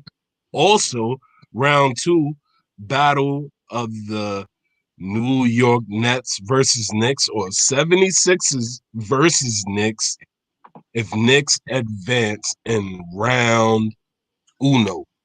Okay. I had to touch up on my Spanish. Well, one more thing too. Again, Portland is a good team. If you take away Dame away from the Blazers, CJ can give you 25, Melo can give you 20 to 25, Cannon can give you a double-double, Covington can give you threes in defense, Nurkic can give you a double-double. Do people forget that Cannon had a 30-rebound game last time? 10 days ago. Yeah, 11 days ago. Yeah, it's pretty good. Exactly. The Blazers are better than the Knicks on paper. In terms of talent, but in terms of coaching, I mean, we got great coach and we got. And you know why we have Portland's enough not winning? talent. It's coaching. That's why they're not winning. It's coaching, and Dame and CJ don't show IQ in close games. So, but back to the question. Let's get back to City for real because he's. We got to shout out to the super chat, and who I personally would like to play in the first round. I'm interested in the Miami Heat. I really want that smoke with Miami Heat. I think the Knicks could beat them in 7, and I feel like I really do think we could get the best of them. So that would be my personal.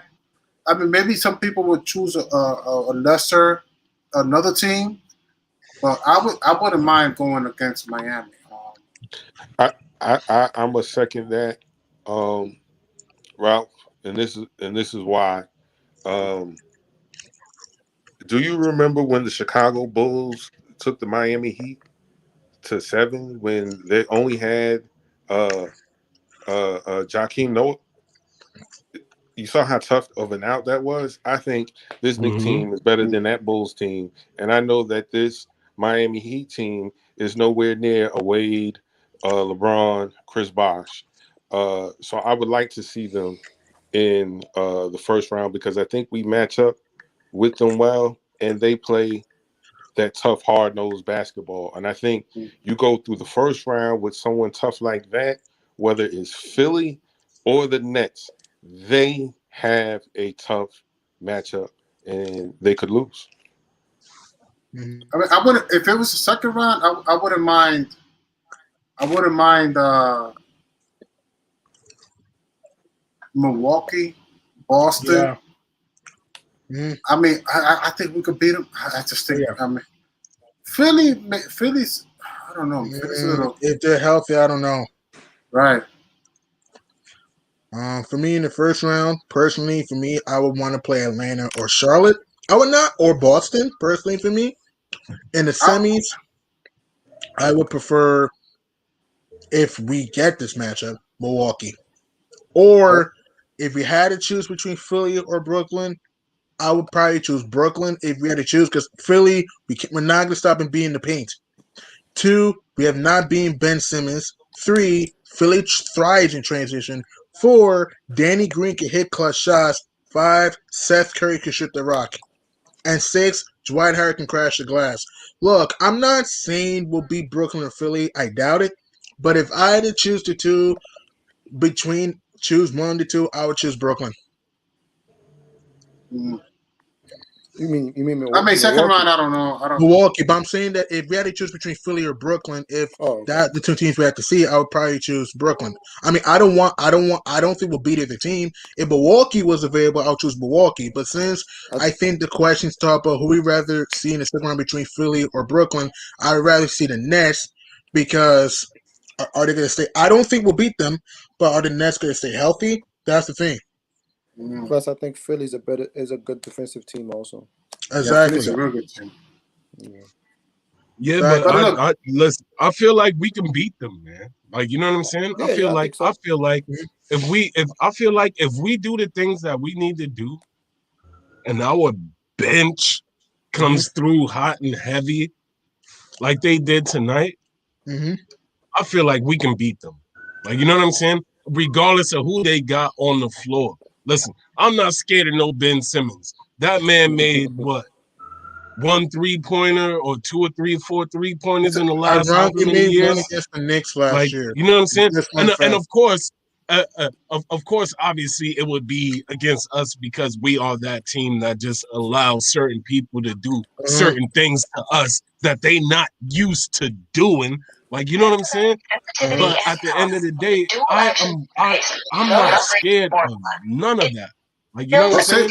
Let me respond to that, City. Yo, somebody got Alexa playing or something like that? Yeah. Didn't sound like Siri. City, to respond to that, you know, Ben Simmons did get the best of RJ Barrett in the early season.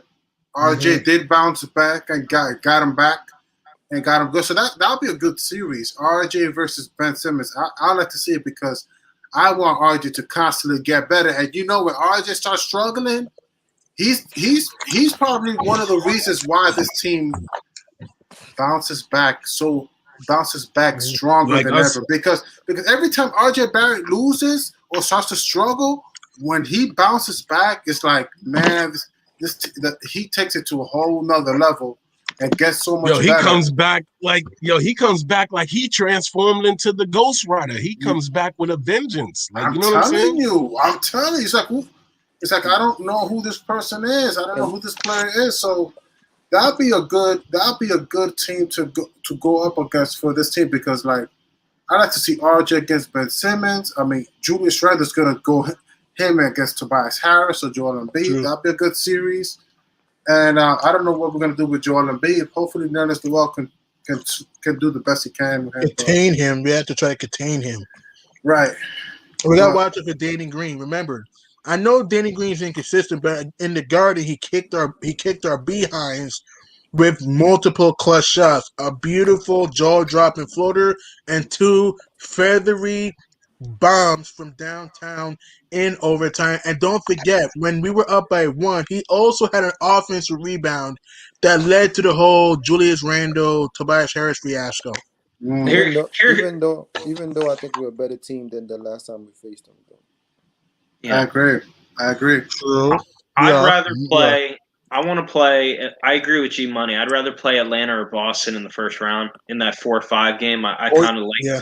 I kind of like that matchup. And then for my second round, I want to play Brooklyn. I mean, I know I don't like at that point. You got to beat a really good team to get to advance, and it's very personal with them because they bother me, and I don't know if they'll be healthy. I don't really care, but I just know it'll get physical. It'll be personal, and if they beat us, they will have earned it. And there's going to be bruises. There might be punches thrown. There might be fans in the stands that get thrown out. I may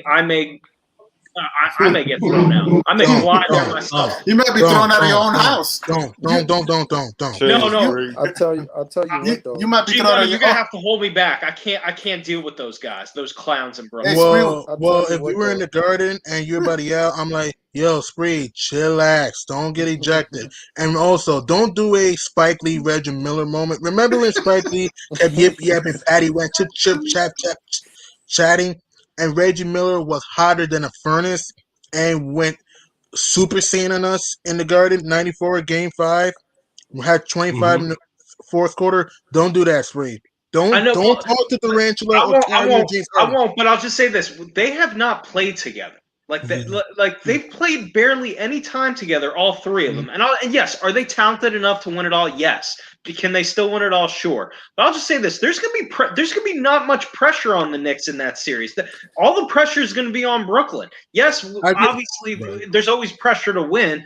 But you mean to tell me if the Knicks played the Nets in a series, the Knicks would be hyped, and all the pressure would go to the Nets. Oh yeah. Yeah, so I got 2 questions. I got 2 questions for y'all. 2 questions, right? Shout out to Our Future Gaming for the $5 super chatter platter. Our Future Gaming says, salute Knicks family. Question for the panel. Where is the Knicks ceiling this year going to the playoffs like a first round team or Eastern Conference Finals? Second is shout out to Stephen Rose. Again, you must be related to Derrick Rose because you're giving us all of these super chatter platters. So I must assume you guys got something to do with each other. But Stephen Rose says, who wins MVP picks? Y'all's predictions. Who makes the NBA Finals? The ceiling for us, in my So opinion, we get to Our Future first. Let's go with Our Future first because that was the first one proposed. The future. So what's our future like when it comes to how far we're going to postseason? I say second round. I think we can get. I think depending on matchup, we'll get out the first round. But I have a feeling that we're going to play Philly or Brooklyn. I think it's over in the second round. But I do think we could take those 2 teams to 6 games. I have a feeling. I feel we can take those 2 teams to 6 games. I think we lose in the second round, but it will be a tough series for them. I just think that we're a piece or 2 away. And also, my MVP. Look, I love JR30. I love him. In my opinion, I think it's Joel Embiid. When healthy, I thought it was Joel Embiid this year because nobody had Philly being a 1 seed early in the season.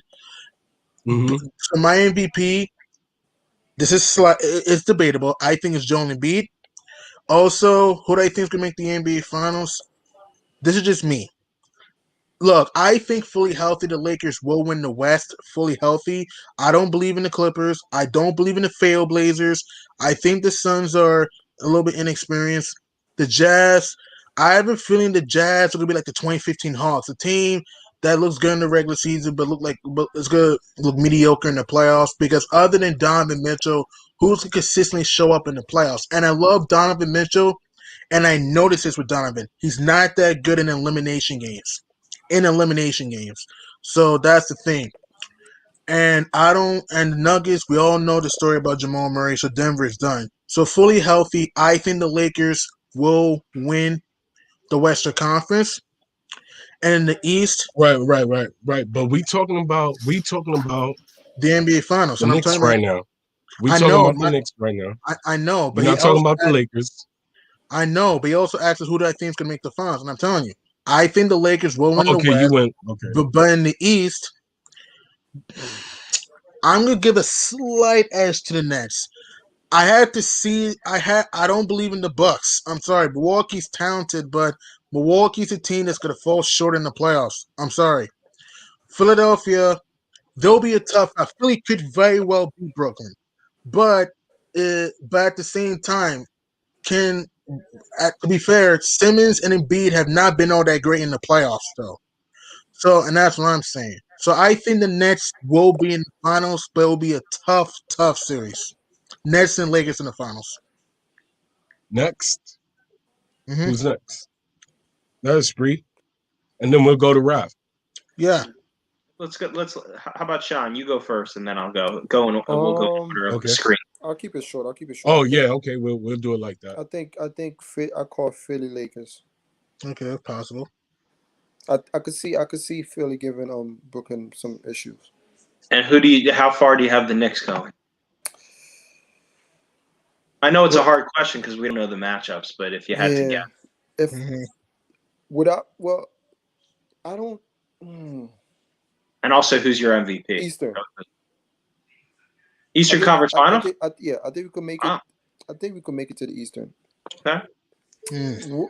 Best case scenario, I think we make it to the Eastern Conference. Worst, I think we lose in the second round. Who's your MVP? Yeah. On our team?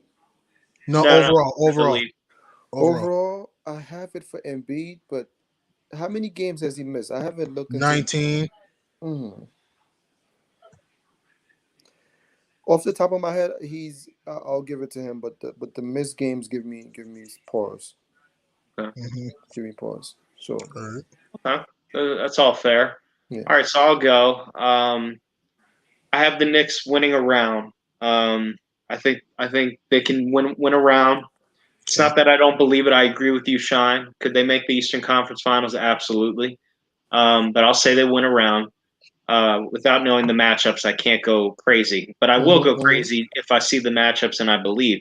And this Knicks team keeps making me believe. But MVP, I'm going to go different than you guys. I agree. I think it's between either Embiid or Jokic. I think it's either those two. One of them gets it.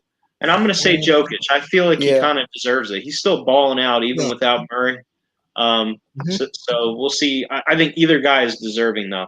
And then what else? What was the last question? Was who do you think is going to make the NBA Finals? Oh, man.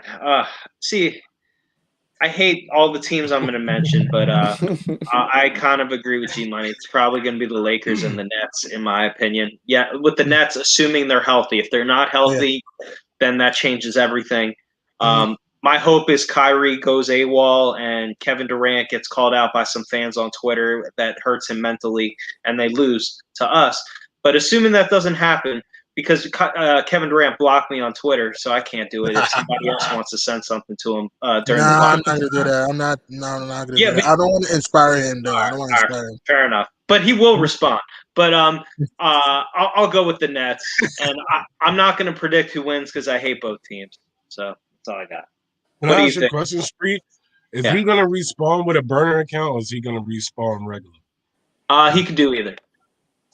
Okay. He has both. But anyways, go ahead, Ralph. Go ahead with your joint. I'm gonna start with MVP. MVP, possibly Jokic for MVP. I want to say Randle, but he probably win Most Improved. I hope Randle goes as far as he goes with the MVP race. And actually, honestly, between me, I want to say Randle, but I'm happy with wherever he lands in MVP. I'm happy with it. Well deserved. So shout out to him. But to talk about the playoffs, I mean, look, man, the Knicks. I mean, the Knicks are not far behind, being in third place. The Knicks don't want to stop winning. They're locked in right now for real. Oh yeah. They're looking at the situation like, why settle for fourth when we could go for third? And so at this situation, I'm looking at this team as a fourth seed. But if I'm taking it serious, like if the Knicks could grab that third seed, then I think it's we got a serious situation. They're going far now, boy. So now they're going far. If the Knicks can get higher than fourth seed, we got a situation now. A serious situation in the playoffs. I'm talking about we're going to be carving up teams. So that conversation, I think we're sort of having the conversation early. But and now that kind of switching my mind that like, man, maybe we really could win this game against Phoenix because like, Julius Randle he said it, man. This team is not, we're happy with where we are, but we know that we want to go to other places. And I think they know that if we could get higher than the fourth seed,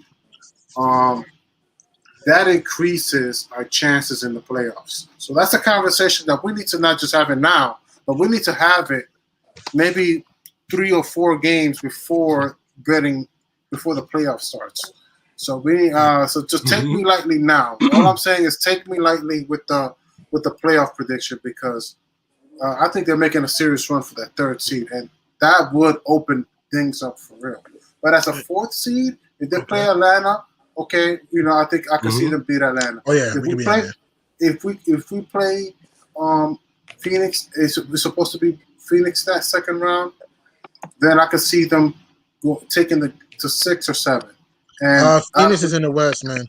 All right, I mean, so Philly. So let my man Cully eat real quick. Okay. Let him get the platform. You know what I'm saying? Max out your words, bro. You got it. I don't think Cole's here. He's on the panel. Oh, he's not here? No. Oh, I thought I saw. Oh no, he must have bounced. Okay. He left the building. So it's just is it left to me? Cully has left the building, people. It's left to me. So I'm just gonna say this before I give my takes, right? Let's just say this. If we get this thing to 125, y'all know what's gonna happen. We giving away something special. You know what I'm saying? So get those likes up to 125, and somebody in the chat will possibly be able to get something special. And I can already tell you, I don't even know what it is, but I know it's going to be something special. It's going to be epic because I don't want to give anything away. But listen, man, I see it like this, right? MVP, I would go with the Jokic thing. I'm with the that. Joker. Like, you know what I'm saying? Mm-hmm. I'm with that. Like, you know what I'm saying? I like, you know what I mean? But to rebut myself, because that was probably Darth City saying that. Like, you know what I'm saying?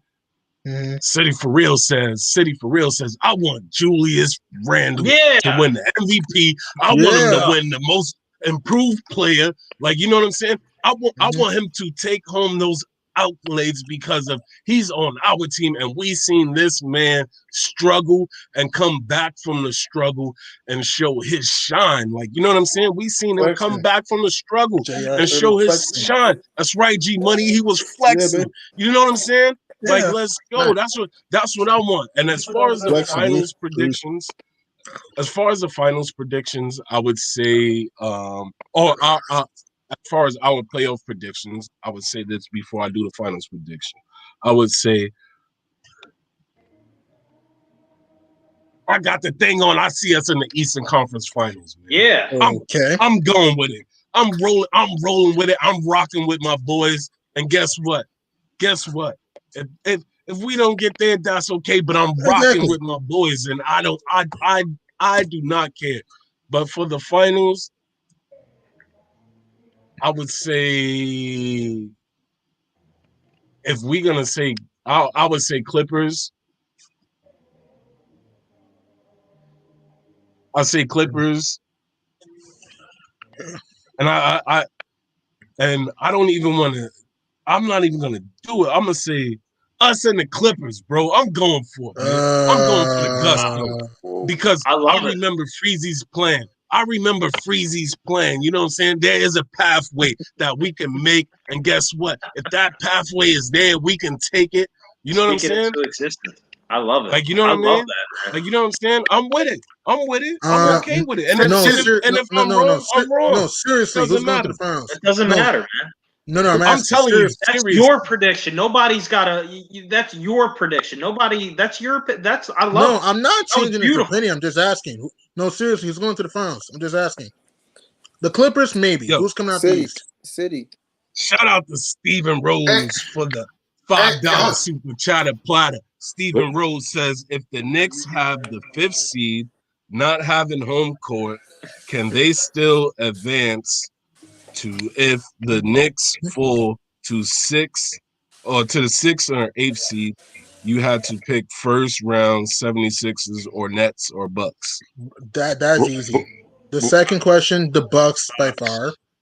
The first question, we can. If we play like a Boston or Atlanta or a Charlotte, even if we don't get the fourth, we can still only get out the first round. Yes, I agree, Yeah. and I would rather play the Bucks. We can. It's Tom Thibodeau team. A Tom Thibodeau team can beat one man. One man cannot beat Tom Thibodeau in a series. He will get the boys. We will be able to create a wall on Giannis and make him shoot jump shots that he cannot make, and we will come out of that series. I guarantee it. I'm gonna say this. I want to say this real quick. I'm gonna give it to everybody.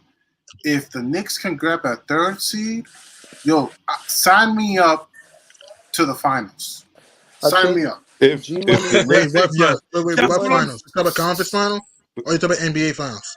I would start off lightly. I would start off Eastern Conference Finals first, but it could go to finals also. I think. Are y'all trying to make me come unglued right now? I'm sorry. I'm telling you, all right. they get that Hold on, 13. I gotta mute myself. Okay. G-Money said it let earlier. me grab it for I a don't quick think there's second. enough games for us to catch up to Milwaukee. All right, but I'm just 4 saying, games, and Milwaukee has an easy schedule. I know the schedule doesn't matter, but at the same time, it kind of does because Houston's trying to lose on purpose. I think they got Orlando coming up. Chicago's struggling right now. The Bucks will at least be a top 3 seed. I don't see us catching the Bucks. I say maybe we stay at 4, but I don't see us catching the Bucks. Okay. Chuck, what were you saying? I'm sorry, Chuck. You were about to say something. I was just going to say that if we get the 3rd seed, we kind of give Julius Randle the nod on MVP because our record will be been better than Denver's. And people have said it's either Jokic or Embiid. Embiid hasn't played enough games, in my opinion. So by default, it's Jokic. But if our record is better and Randle stays on his 25 and 10 and 6 for the rest of the season, I don't see. I know why he's not going to get it because they don't rock with us. But he would deserve it, don't you think?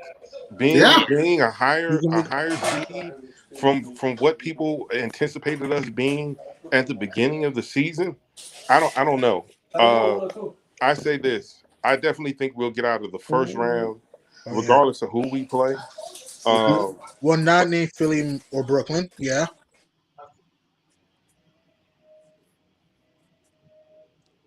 I don't know. I drank the Kool-Aid. I think we can beat anybody. Sorry.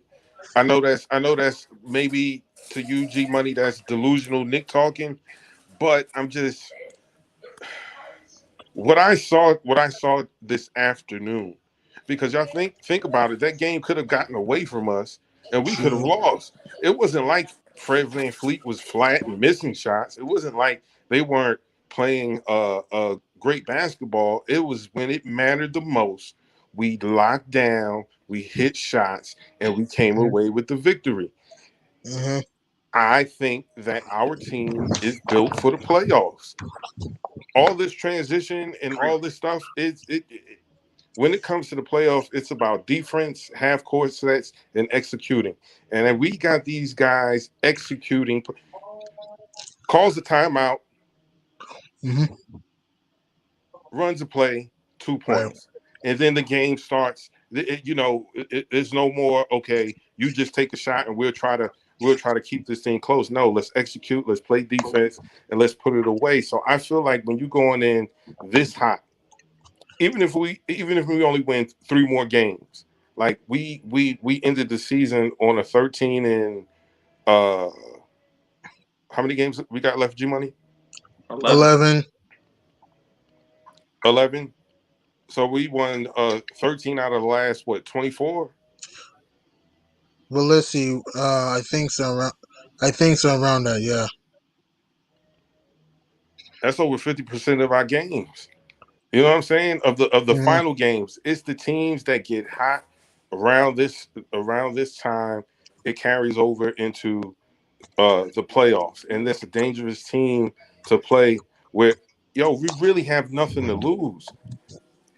That's what I'm saying. There The wouldn't be pressure on hardest us. person to fight is a person with nothing to lose. I Because you agree. know what? I'm swinging with everything. If I got to pick up a rock, if I got to bite you in the crotch, G- I'm doing whatever it takes because I want to win. And I feel we got that, and I feel that we can get to the second round.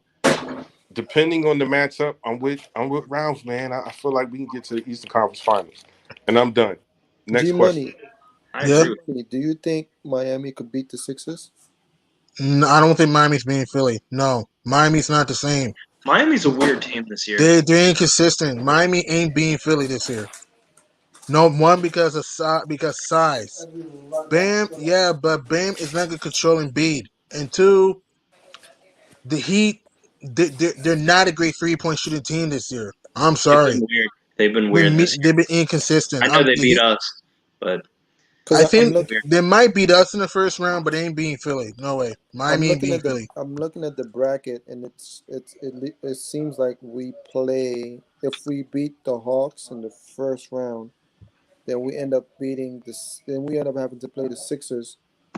No, we The played the Nets Sixers, we played the whoever Nets in the wins second between round. the Sixers and Miami or Charlotte. No. The 1-4 played the winner of the 1-8 matchup played the winner of the 4-5 matchup in the semis, while the winner of the 2-7 matchup played the winner of the 3-6 matchup in the semis. So, if hypothetically it stays the same, if we beat So Atlanta, it'll be which the I other way think we around. will, we'll be playing Brooklyn in the second round. Okay, and I, so no way around it because I don't think so. Brooklyn is likely facing the Pacers or um Washington, and that's They're gonna be both Mm. of them. They're gonna be yeah, both of either them. or. That's, I Washington could like give them that. Washington could give Brooklyn some trouble because they beat Brooklyn twice, Yep. but I don't know. I don't think the Wizards have enough to beat the Nets, and the Pacers ain't beating the Nets though. I'm sorry, Indiana doesn't have enough depth. I want to just say one thing about Randle that I think is Mhm. going to be very important in the playoffs, and also as we move forward. I thought there were 2 times today, and look, he's been terrific, and I'm nitpicking. He's been an angel this year. He's been God of Moses has been an angel just like Julius. But I just want to say this. He did not do a good job getting out to shooters twice. I'd like to That's see him true. do a better job of getting out to shooters. There's been a couple times where Julius, if he was a little late, and I know he gets excited, but I need him to get out. And one other thing I want to say about Julius is down the Mhm. stretch of games, he's been better, but he can be better at a I don't need the fadeaways late. I know you can make them. I'd like you to, especially when teams are in the penalty. Julius, if they're going to play up on you like Steph Curry, which they're now doing because they respect you so much, attack the basket and either spray it out or go to the free throw line because you're money from the free throw line this year. And I want you to not worry about it. Just attack. Yes, other teams have trees, but you're Julius Randle. You're the baddest dude on the planet. I need you to get to the free throw line late in games in the playoffs so that pathway that Freezy was talking about becomes a reality. And I know you will do it because I know you've been watching all year. That's all I So got. so basically they're saying that Uncle Freezy is Doctor Strange, and he went to all the alternate universe and found the one that the Knicks make it to the That's championship. all right. That's listen, that's all right. Because if there is only one pathway and we've reached that pathway, y'all That's gonna all be that looking like matters. fools, man. Y'all gonna be like, yo, oh, I didn't think we could do. No, man. If we have the Right, opportunity exactly. to City, do it, I want to take the opportunity city, and run with it. city. We've been saying that all year. Like Right. the way this team be winning and winning, and I can't believe it. I remember 2 weeks ago or 3 weeks ago, we were scared if this team was going to make the playoffs. Like, we were like, man, True. like there was some doubts. Like there was a lot of doubts. Like, man, maybe I should be happy if the team just gets the play-ins. But this They team may came avoid the through. play-in. God, Yeah. Moses, are you sick of winning? Are you mean to tell? Are you sick of the winning, or do you not want to? believing No, it. let's I'm keep winning. happy. Let's keep winning. Let's keep winning. I'm Let's keep happy winning. about I'm happy about the win. But I'm saying I think this is too much winning. I think maybe I'm just done with the winning. I don't know if I can take 10 of these, 10 more. No, Exactly. Well, the thing is, like I said before, what got me focused is if we could get a further up than the 4th seed, I feel like we can go deep in the playoffs now. I feel like we're getting past the second round now. That's what I feel. If we get if we could get to the higher seed, I don't know who we play. I don't know how the whole seeding things, but I swear, man, like I think if we could get to a top 3 seed, I think we're going to be a top 3 seed and never looking back. Not just this year, but next year too. Yo, Freezy, what are we at? Freezy? I just want to remind the people what's going to happen if they get this thing to 125. I don't know. Let me check one more time. I'm not on a good device right now, so but I just noticed. By the way, shout out to you, Spree. I just noticed. Moses got his Randle jersey. I told him. Baby. I called him out. I said, you got to come on the show tonight, winning 9 games. And I said, God, Moses, not only do I want you on the show, you got to wear that Julius Randle jersey. Shout out to you, God. Because I remember you went through tooth and nail trying to convince everybody that Randle was gonna have a good year, and I was watching, and I wasn't. I don't want to say that I saw it coming, but I was hoping you were right.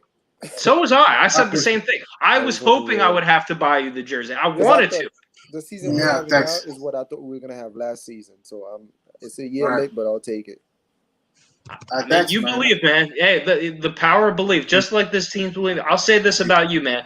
The one thing I respect about God of Moses is this: some guys don't believe, but he believed in Julius Randle from day one, and that's I know Julius appreciates that. I know little Kaiden Randle, who hates those in Brooklyn. Those in Brooklyn. Yes. God of Moses, you and Kaiden were the ones that you had the vision for this man. You knew it. You saw him in shape. Maybe you were watching him before me. That's how you knew. I don't know how you knew, but you knew. So I got to give it to you. You guys make a lot of good points because I wasn't just fighting. Freezy showed up. Freezy showed up with the show. Like I got in touch with Freezy. Freezy was making his own like by himself, and then as soon as Freezy invited me, it opened up a can of worms because I was already going off on anybody's channel talking about Julius. So it's not just I have like a ton of receipts before I got here that I was ready to say, listen, man, remember I told you about Julius Randle. Like there's a couple of people like that I went to their channels. I had to remind them, like, yo, you remember about Julius Randle? Like shout out to. Like, for example, shout out to Sports 5 TV. I met him talking about Julius Randle, and I had words with him like, yo, listen, you've been wrong. You know, I'm not going to say other stuff, but like, shout out to him, but like, before you met people, like, I was beefing with, it was a real beef with me, for real, about Julius Randle. He will tell you.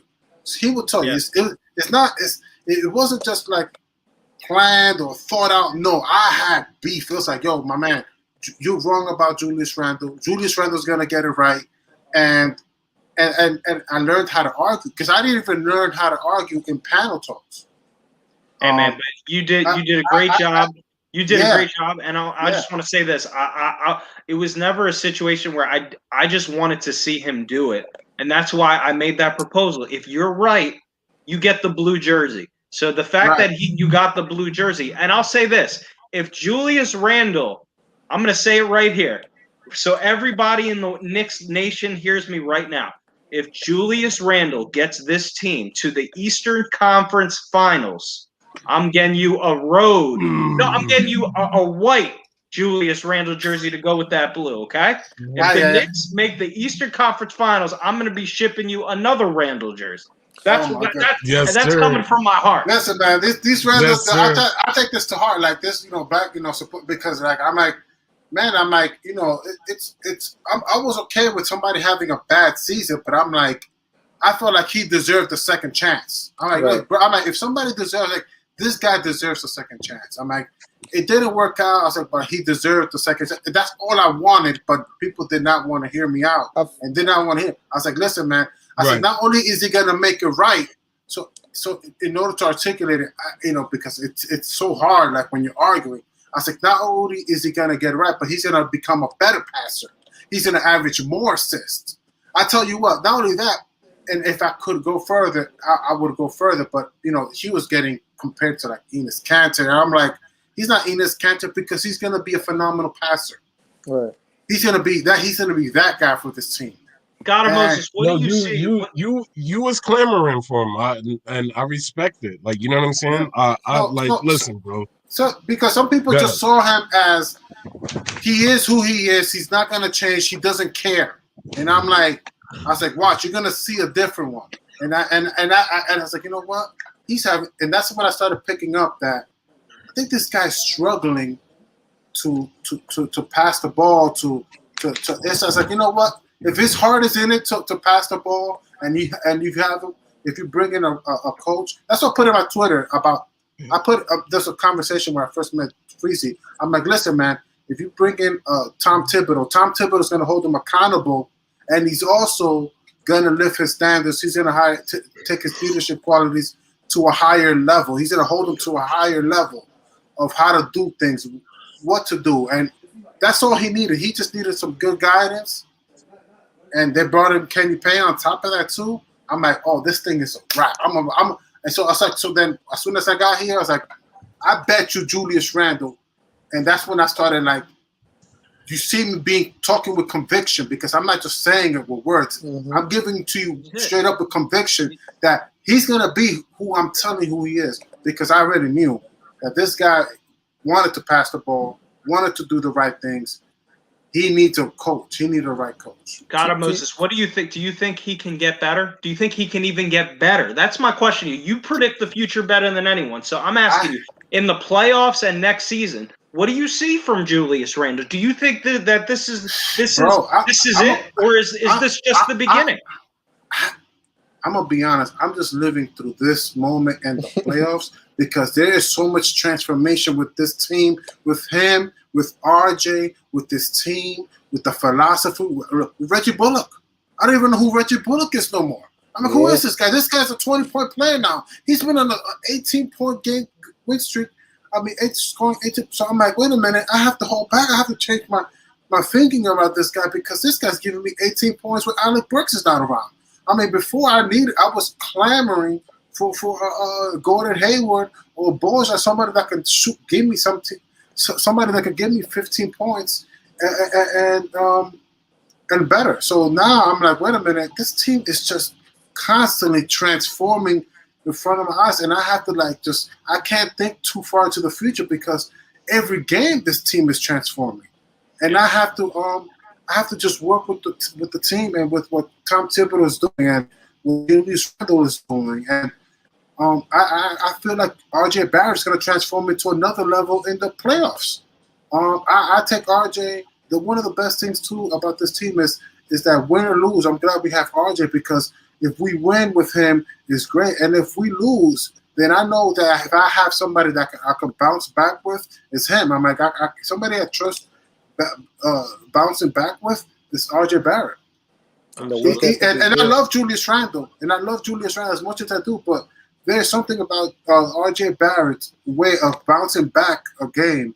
I mean, Julius Randle, he could have a bounce. He could have a bad game. And, 2 or 3 games, you see it. He'll give you 25, 30 because he can score at will, rebound at will. He's going to pass the ball to everybody. I know what he's going to do. And he has his struggles.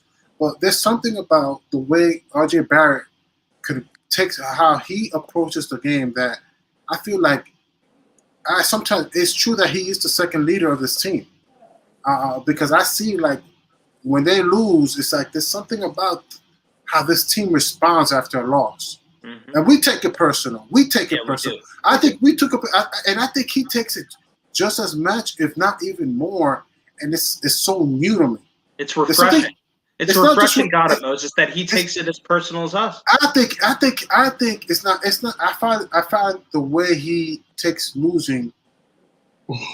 So I'm so profound. I'm so profound about him and this team that it's sort of like just I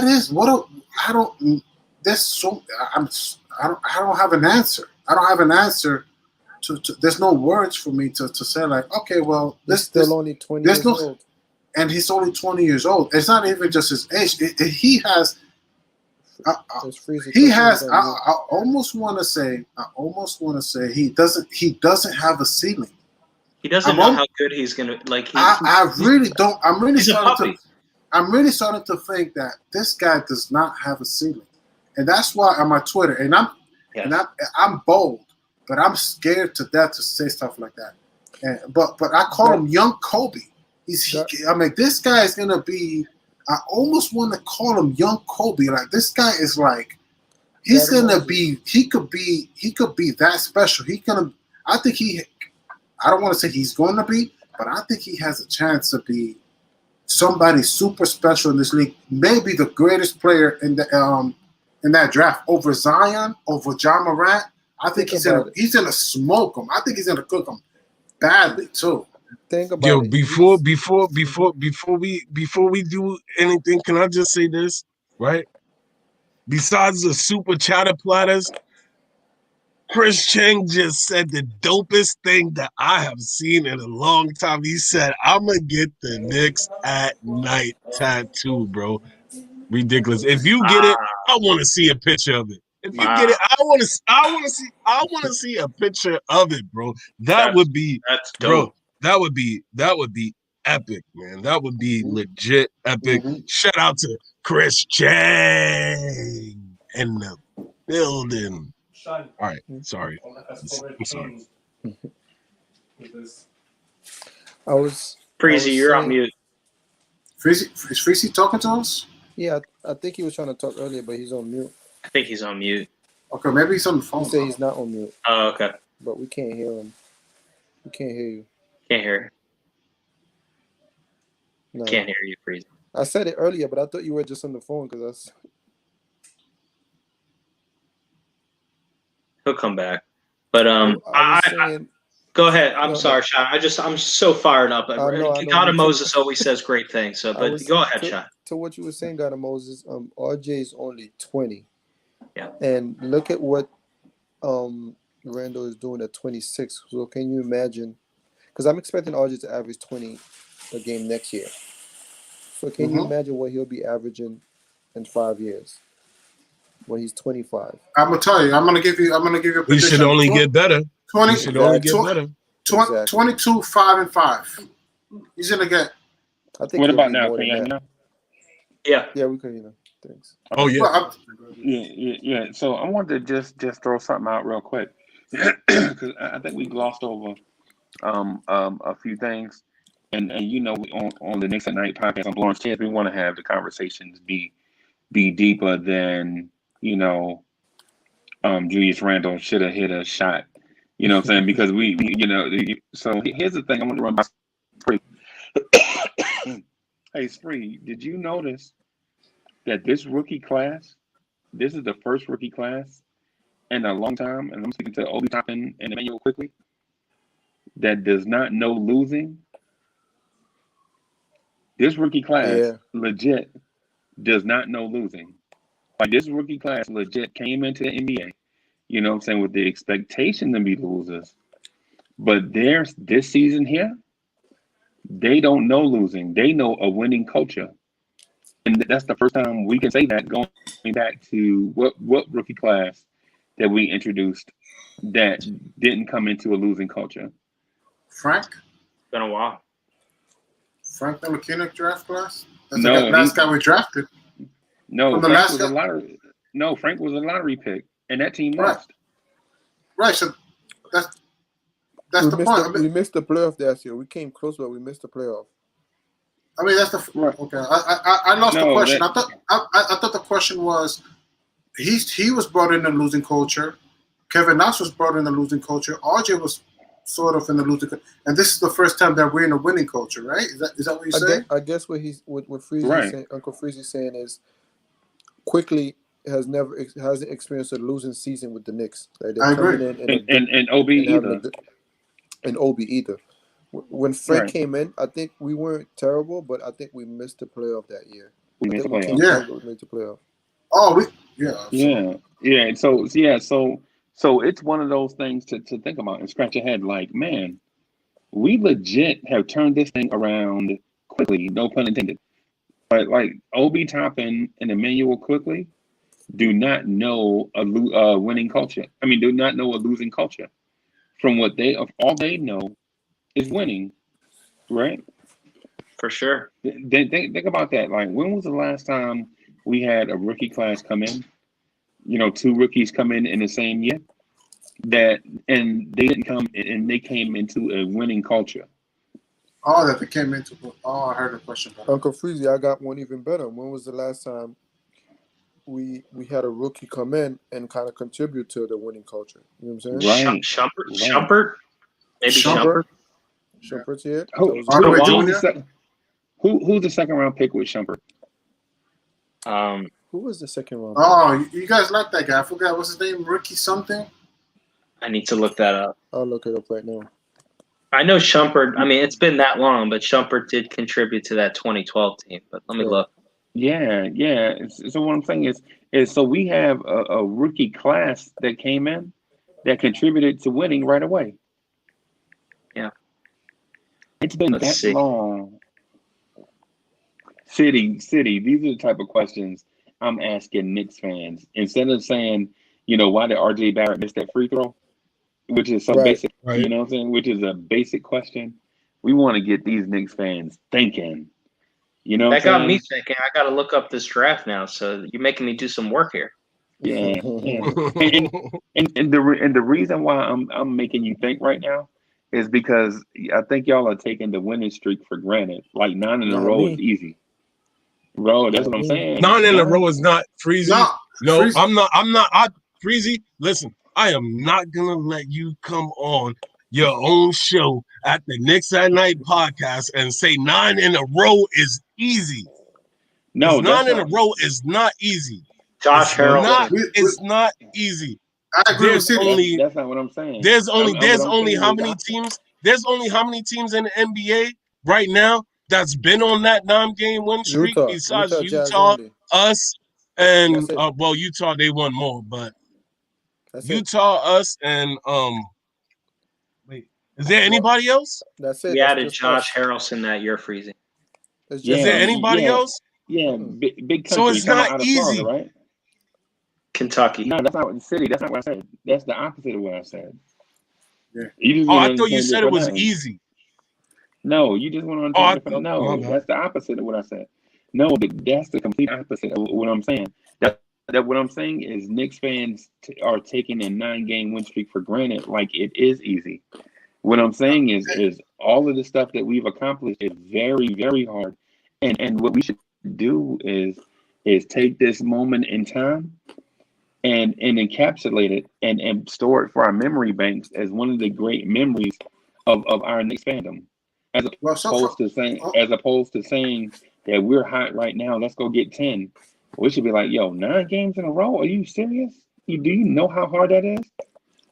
Yeah, but I was getting to that, Freezy, and I made a big point because you remember 2 or 3 weeks ago we were concerned about the Knicks, about the playoff chances and how far in our seeding places and whether we're gonna be a 4th, 5th, 6th, or 7th seed, and look where we are now. So I did sort of glance at that situation. That, bro, we're in a good situation, and I don't see this team. This is a team with a plan of, like I said before, and I'll say it again. Julius Randle said he was happy about our winning streak, but he also made it show like we're not done yet. He said, what was he? Something he quoted like, "We're not done yet." Yeah, we're not done yet. So he's letting us know, he's the captain, and You got to listen to the captain, and he's telling us, we got more to go. I'm not taking it for granted at all. I'm Yeah, enjoying. he's letting you know. We have a game Monday. This is a team that it's not satisfied, and he said it too. Remember, he said it. He said it in the podium. We're not satisfied. We're happy, but we're not satisfied. We have a goal. This is the team with a goal, and the whole team believes we can. Right, but what I'm saying is, see, that's Julius Randle. He plays power forward for the Knicks, but I'm talking to God of Moses and Elijah. He played power forward for nobody. You know what I'm saying? What I'm saying is Knicks fans, and as Knicks fans, I think we should value this moment of time that we're going through, because teams generally don't go through stuff like this, man. A 9-game winning streak from a team that was predicted to be a bottom 3 team in the NBA, and then on top of that, this rookie class is the first rookie class since Amon Shumpert and Josh Harrelson to come in and contribute to a winning organization. I mean, I got a question.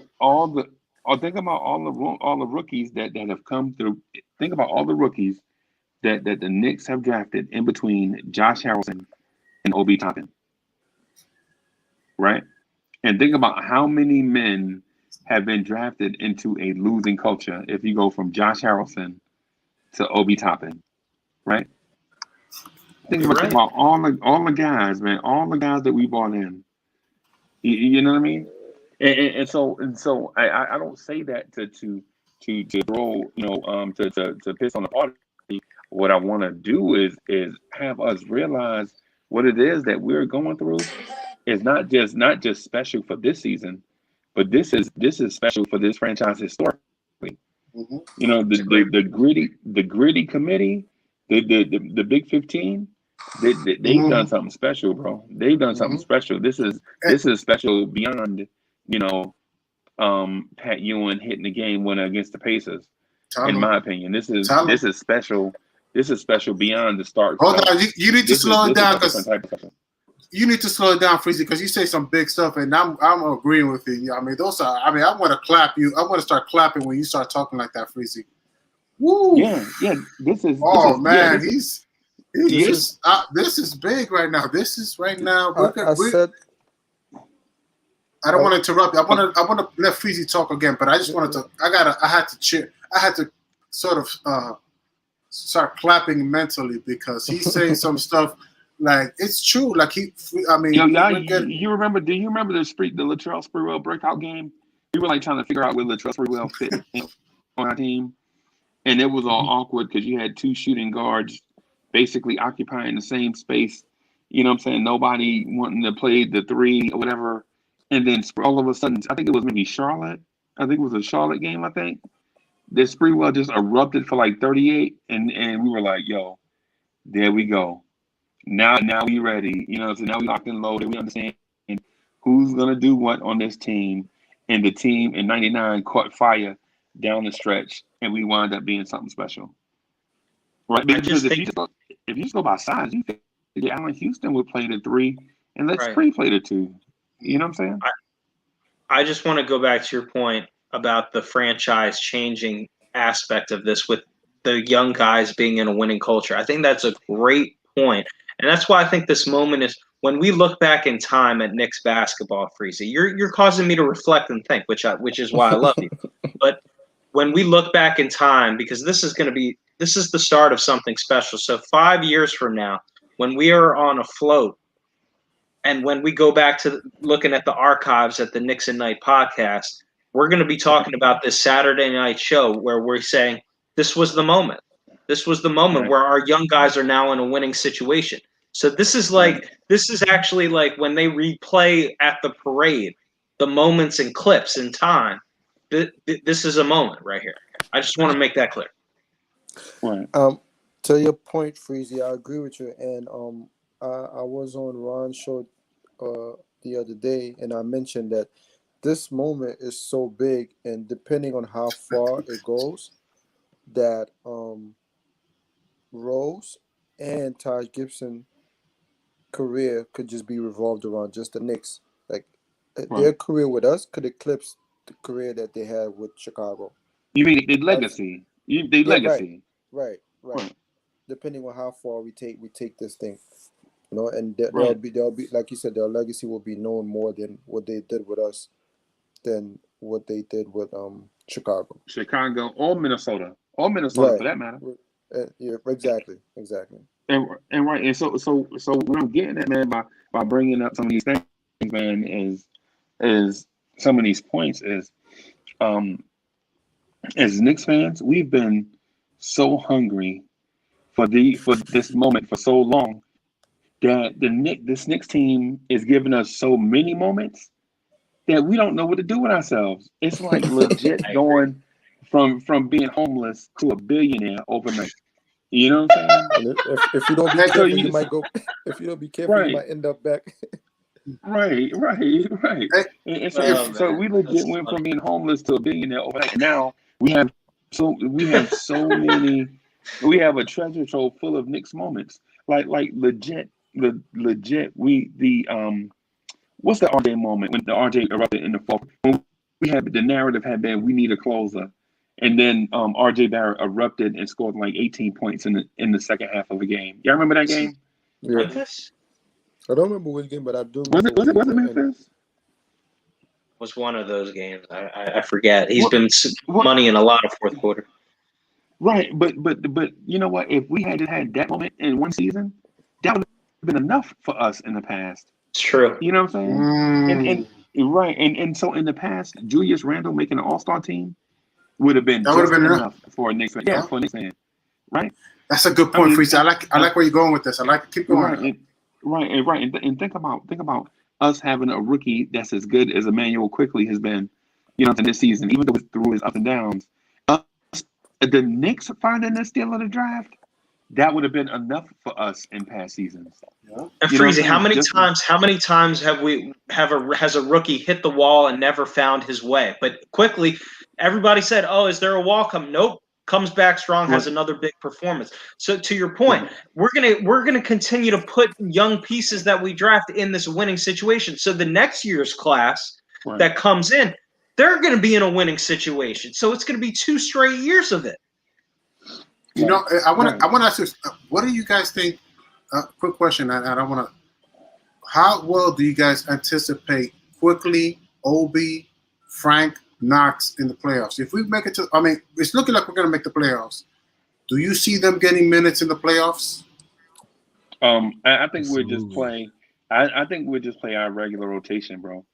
I think you dance with the girl that you took to prom. You don't. You know what I'm saying? Get there and dance with somebody else. But my point though about this season is we've been the Knicks have hit us off with so many great memories and stitches in time, little nuggets that we are legit tipsy because we have too many. You know what I'm saying? Because last year, going into last season, the only thing we had to talk about last year was the fight with Memphis on NBA TV. Remember that encapsulated our season. That was it. Or the RJ Barrett game winner against the Houston Rockets.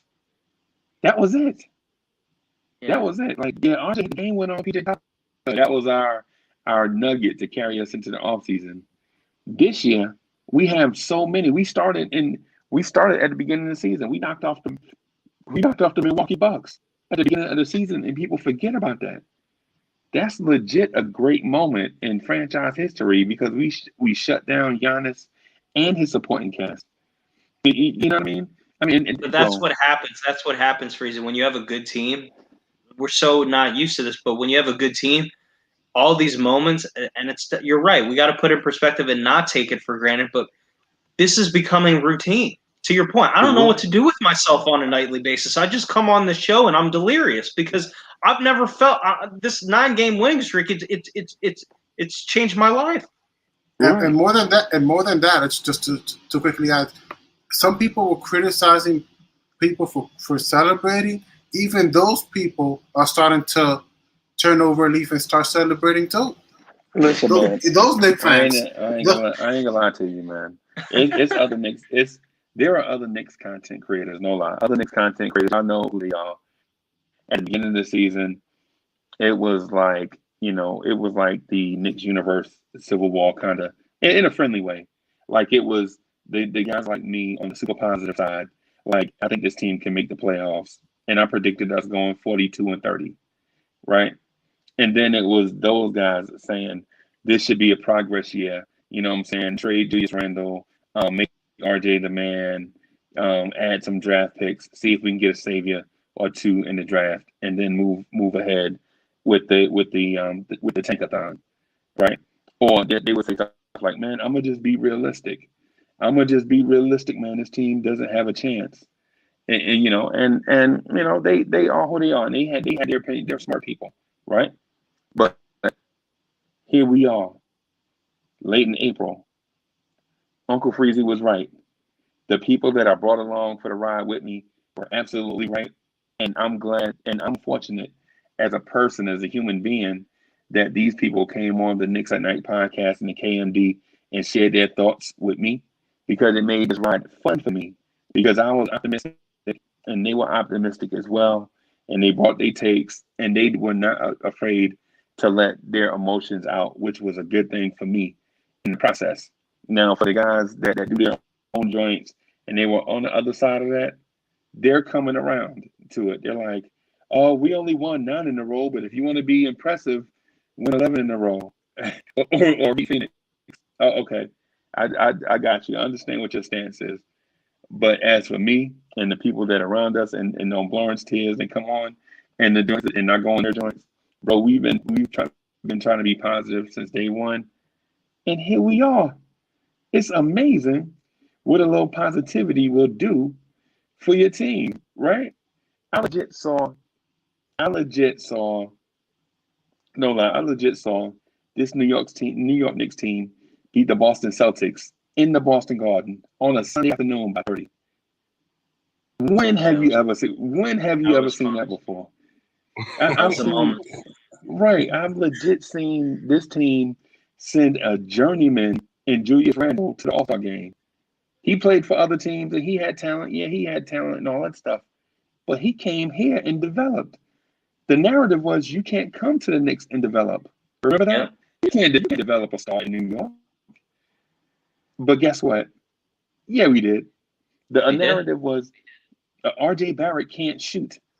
RJ Barrett can't shoot, man. He'll never take the next step in his evolution because he can't shoot. He has a janky shot. Hold up. He has a janky shot. That was right. People said, I heard that. Because I was looking back at videos and I'm like, what? He has a janky shot. I remember people on, another, and I'm not trying to call people out, but people say he has a janky shot. Coach Color came on and said he would never learn how to shoot. Yeah, he sure did. But he's made people a believer this right. Listen, I'm about to go into Super Saiyan mode right now. If y'all don't know what that is, I might have to tell y'all. But listen, that man has made people a believer, yo. How can you go from going 0 for what was it? 0 for 21 from 3 or something like that? Like, you know what I'm saying? Right? To coming back to splashing those things, like, you know what I'm saying? Splashing those things like you was the guy that was on the corner waiting for the people to pull up on the corner so you can wash the windows to get those extra dollars, bro. He came back hot, heavy, and started producing. You know what I'm saying? Like, we was looking for Robin. I think we already found him. Yeah. You know what I mean? Right. You know what I'm saying? Can I add to that real chip? I feel bad for people who underestimate RJ. I just want to put that in the universe. I challenge. See, I didn't underestimate RJ. I'll just say this really quick. I challenged him. I was hard on him, and the reason why is I knew this kid. He has it. He's mentally tough enough where he Spreewell comes on the air and critiques him for some decisions on a fast break. I knew RJ could handle it, so it was I never believed he couldn't do it. God and Moses, but the reason why I was critical early is because I knew he could. He's the type of guy that could handle Sprewell's tough love in New York. He can handle all. I agree. I agree. I'm not going to disagree. I'm not going to say this. We shouldn't be I mean, sometimes we get frustrated at Julius Randle too. Like, I get it, but I'm talking about, like, you know, like for example, RJ Barrett will never get a jump shot. Like, he has a janky jump shot. He'll never, like, when you like. This is our closer, bro. Like, we gotta start. Like, if you believe he's our closer, then I feel like you're okay. But if you don't think he is, and you think like somebody else could come and be the closer for this team, you got something else coming. Like, this guy. I don't think even Julius Randle underestimates RJ Barrett. I think he understands, like, he's the second best player in this team behind me, and so one day in the future, down the line, you never know. But it's so Julius Randle and RJ. Remember what they said. Remember what they said in that Timberwolves game. Remind me, right? Just because RJ missed one shot, he missed one shot. Like, you know what I'm saying? And people. I'm not gonna say everybody, but, like, you know what I'm saying? Like, people were doubting him. And ever since then, Anthony Edwards. ever since then, this man has not only has he played bad in the first halves of games, but he's came back and said, yo, you know what? Hey, I'm good. Second half, RJ shows up and we start going on a run. Like, you know what I'm saying? And we start with, like, RJ is official, bro. He is official. In my book, he is official. I agree. I'll say this about Julius. I want to just say this about Julius. Like, I knew right away. I would say this. I was saying after 10 to 15 games of just watching it, because you can tell right away if he has it or not. But after 10 to 15 games, I kept telling people, and yes, I was somebody that was questioning coming in the offseason, can he do it? But after 10 to 15 games, I believed and said, there's no way. You got to stop this trade Randle talk. We got to stop it. And now, I mean, it took a lot of Knicks fans. It took a lot of Knicks fans this season a long time because people were still saying, trade Randle while the value's hot. I don't believe in this team. I don't believe we can make a play wrong. Get rid of Randle. Get rid of Randle. Well, I'll tell you what. I have not seen a single comment in a Knicks at Night show for about a month about talking about trading Randle. So I think that has been put to bed. I want to add to that because I'm gonna be honest. I'm gonna be honest, man, Sprewell. I be having beefs about Randle. Like, when people talk like that, it's beef. And I think it's over. I don't think they're saying it now. Now it's over. But before, like, I understand your point, Spree. After 10 games, after 20 games, after 30 games. But if you still want to trade Randle after 30 games, I feel like you done crossed the line. Like, you already seen enough footage, and you still want to trade him by the NBA trade deadline so you could get a first-round pick because we could have traded him for a second round. I don't want to hear it, bro. Like, that's when I'm through. Like, I lose my cool with that. Like, but I want to give a shout out to Jonathan Macker because I did see Julius Randle like his clothing. We are here, New York, a hoodie, and I'm like, oh shoot, maybe they squash it. So shout out to him. So I'm glad that they squashed that because he was one of those guys that wanted to trade Julius Randle for soon as possible, and I'm glad that. But there's some other guys. Knicks Morning Drive, Knicks at Night. I don't know. I gotta find. They know who they are. Other channels too who want us to trade. Goodness. Oh no. Want to trade Randle? No. And I don't. God of Moses. Somebody just said in the chat, "I'm sorry," and everyone has a right to their opinion. YouTube watcher, I'm still not 100% with Randle. He's good, but I don't see him as a superstar for the Knicks. I respect you, my man. I'm upset right now. I'm upset. How can you? He's a piece, man. He's a franchise cornerstone piece. Whoa. How could we not? How can Yo, you say no, that? I never Nope. understood that Nope. logic. I know what YouTube watcher is trying to do, bro. I know what he's trying to do. And you that know what he's trying to do? That's so my whole thing is, I mean, I'm not gonna get distracted with that. I just want to just put it out there, upset. Go ahead. like me, I be having beef. Like this is like it's not personal, but it's personal. You know what I mean? Like that's it. Like I can't take it no more with these people with this whole logic of obsessing about a draft pick or obsessing about this, that, and the third. I'm like, bro, that's it. I can't do it no more. And shout out to Nothing But Knicks. Shout out to all these other great platforms. Shout out to Man. You know, and Ron Cleveland. He's a solid dude. So that's shout out to him. But there are some channels. There are some channels that I just can't. I don't got the tolerance. I'm like, bro. I'm Julius all the way. I'm here for Julius Randle. If you're not with it, and if you don't care about this season, I can't do it. That's it. It's almost like I'm quick to cut ties now. I'm almost. You think you're crazy? Pretty well. Well, you know, sometimes it's almost like I'm ready to cut ties with people. Like I'm like, okay, I'm through with you. Don't talk to me no more. I mean, you go your way, I go my way. It gets crazy sometimes. I remember. But Rob, you're not crazy until you start talking about going streaking. No, I say that. Like somebody. Like in this specific show, there were people saying trade Randle for draft picks. Because this year's draft was loaded. They wanted to trade him for draft picks, which is crazy. And it kind of eased me when Freezy came in and gave a speech about when Uncle Freezy came in and gave a speech about 20 points. You can't just go anywhere and get 20 points from anybody, because that's true. So I feel like a lot of people, they're taking 3 steps back just to take 2 steps forward.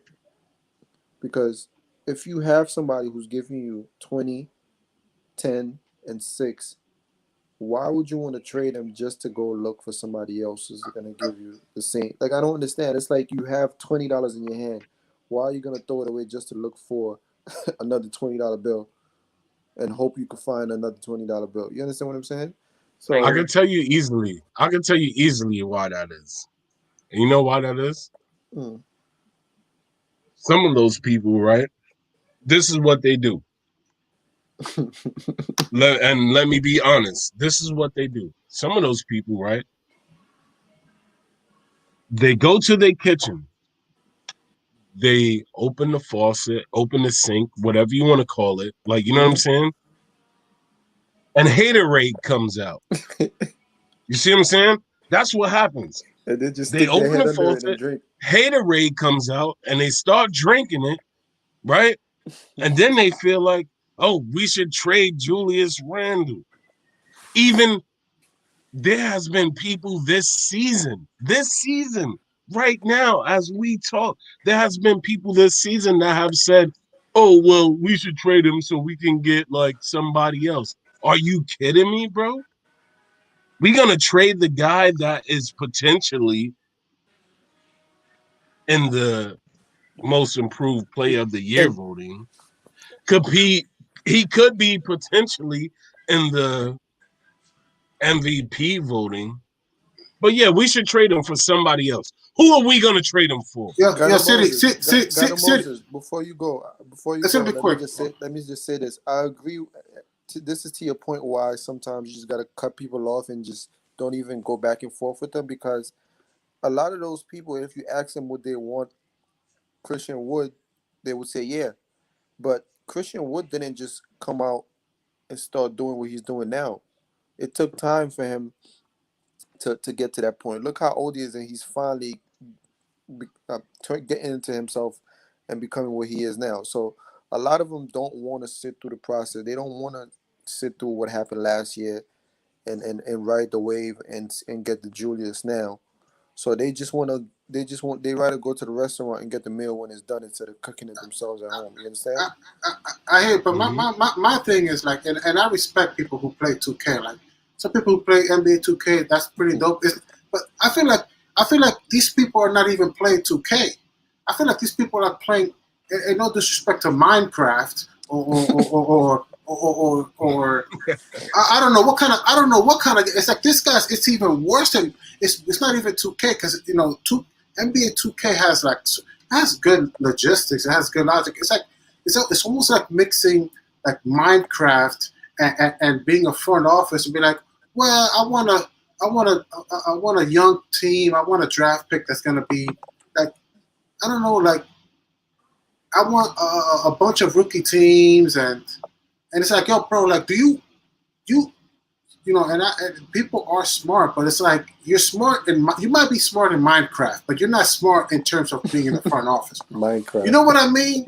Like, like it's like mixing two different games styles and thinking that totally. I mean, they should not even. I mean, they do a disservice of how smart they are. Like if just because you're smart in some areas about the NBA does not mean that you're smart in the front office. And a lot of people, I feel like a lot of people are in that level. Like it's not even close. Like, bro, like you're not making sense at all. You're hurting yourself. You might be hurting you're hurting your reputation in more ways that you understand. It's not smart. It's not even close to smart. You need to be surrounded with a smart person next to you for me to even listen to you, because you're mixing Minecraft and NBA and real NBA basketball, and you're talking a whole bunch of rubbish. And you could make it. You could be popular. You could have a lot of people agree with you, but that doesn't make it hot. It's not hot to be mixing those two. So that's what I feel like people do. They're mixing Minecraft and then mixing. Wait. City, I'm about to step out before you go. All right. No, go ahead. Do you think? Thanks for having me, Uncle Freezy. Thanks for having me. This is my first time. I've always been meaning to come on. I'm always on Ron's show, so that's where. So when I seen you come on yesterday, I was like, you know what? When I see you type it in, I was like, I gotta come in soon and hop on. So I just wanted to come in, and I always watch. Sometimes I let it play, and then till I fall asleep, and then I wake up 5 o'clock in the morning. And you guys are still going. So appreciate it, man. I need the Knicks talk well into the night when I can't sleep. So I appreciate it. God of Moses, peace out. Peace out, Uncle Freezy. Always good talking to you, Sean. I'll definitely be back. Have a good night, man. Well, I gotta head out myself, guys. Pretty late. But I'll be here though. I'll be watching. I just gotta get on the phone with you know what I mean? Yeah, I'd like to get out early too, man. I wasn't expected to stay up late, but my emotions got the best of me. But shout out to you guys. Shout out to the season, man. This is a great season for us Knicks fans, and we got to keep this going. We got to see how far we go. Before you go, do we beat Phoenix?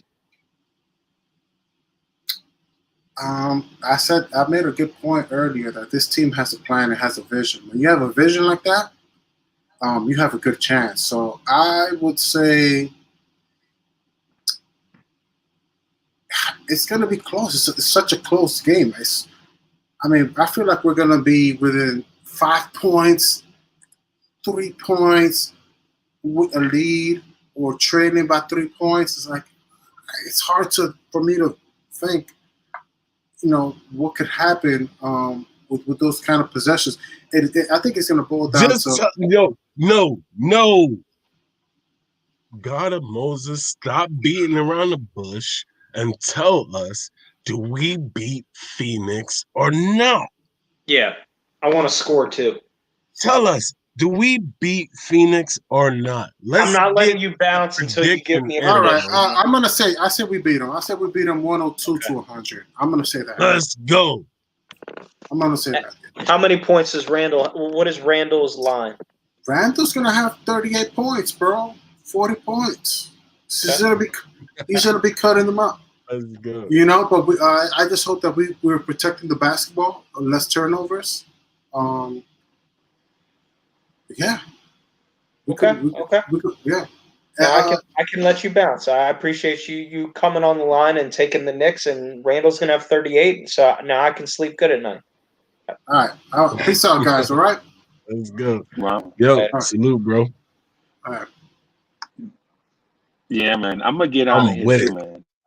I'm gonna get out of here You too, out? City, man. All right. I'm All right. exhausted, man. I've been driving all around the state all day, man. I've been driving all around the place, man. You know what I'm saying? But All right. so salute to So let's everybody, man, that jumped on. yeah. You know what's all love. So Yeah, let's do the thing, man. Yo, Freezy, salute to you. Salute to my guy, Spree. You already know. We do that thing. Salute to Hoodie Cap because he's not here. Salute to everybody in the chat, yeah. everybody that's watching, everybody that's gonna watch. Salute to y'all. Let's go, Knicks. Let's get that victory. Let's go, man. Y'all get that thing hype, man. Y'all get that thing hype. And Uncle Yeah, Freezy, man. enjoy your vacation, brother. Salute to the vacation. It was something kind of like that. Just doing work out of town, staying in the whack telly. You know what I'm saying? But whatever. But That's all so right. You was Spree, with man, Miss it Mocha, is so what it it's is, man. okay. Spending money, boss. I think we spent like something. I think at the end of the weekend we might spend like $3,100, $3,200. That's awesome. No, it's not awesome, bro. That was sarcasm. That was sarcasm, by the way. So, but anyways, I just want to make sure people remember when they come on. Yo, we legit. I'm challenging people. I'm challenging people to think deeply about this Knicks fandom so that we can appreciate it more, as opposed to R.J. Barrett should have took that baseline jumper. You know what I'm saying? Instead of Elfrid Payton can't shoot.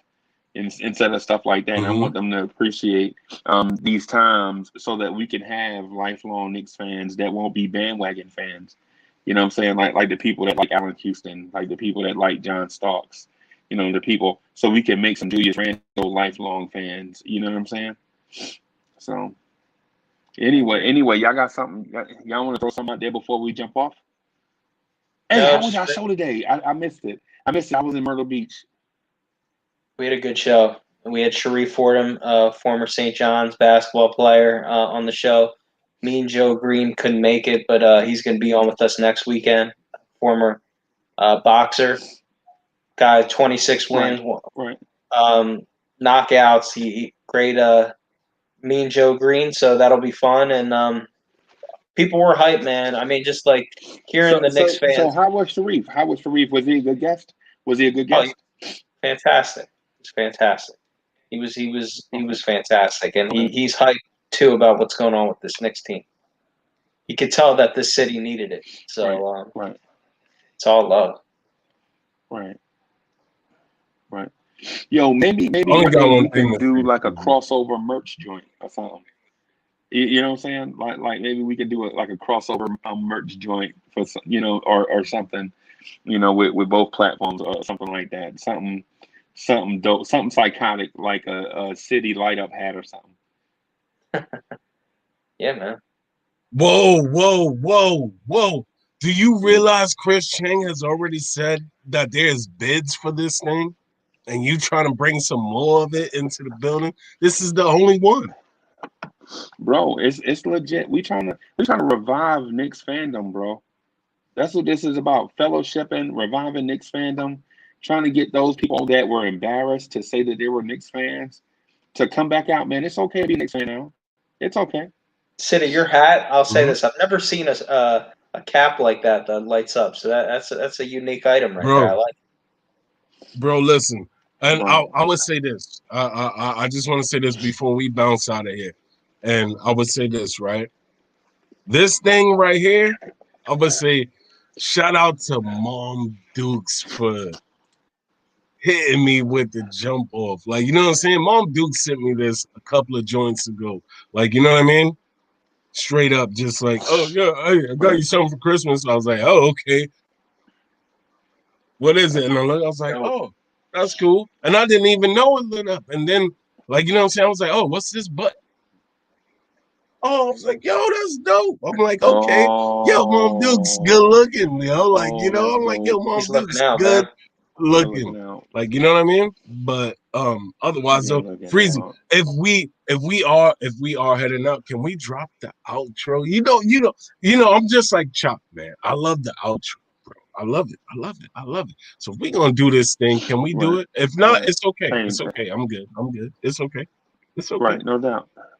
Yo, I'll drop it right now, and I'll holler at everybody. I'm gonna try to do the Knicks morning drive in the morning, but I got vehicle issues. I got splitting like the whip with like splitting whips with like it's crazy, but we'll see what we can do. I'm gonna drop the outro. 3, 2, 1.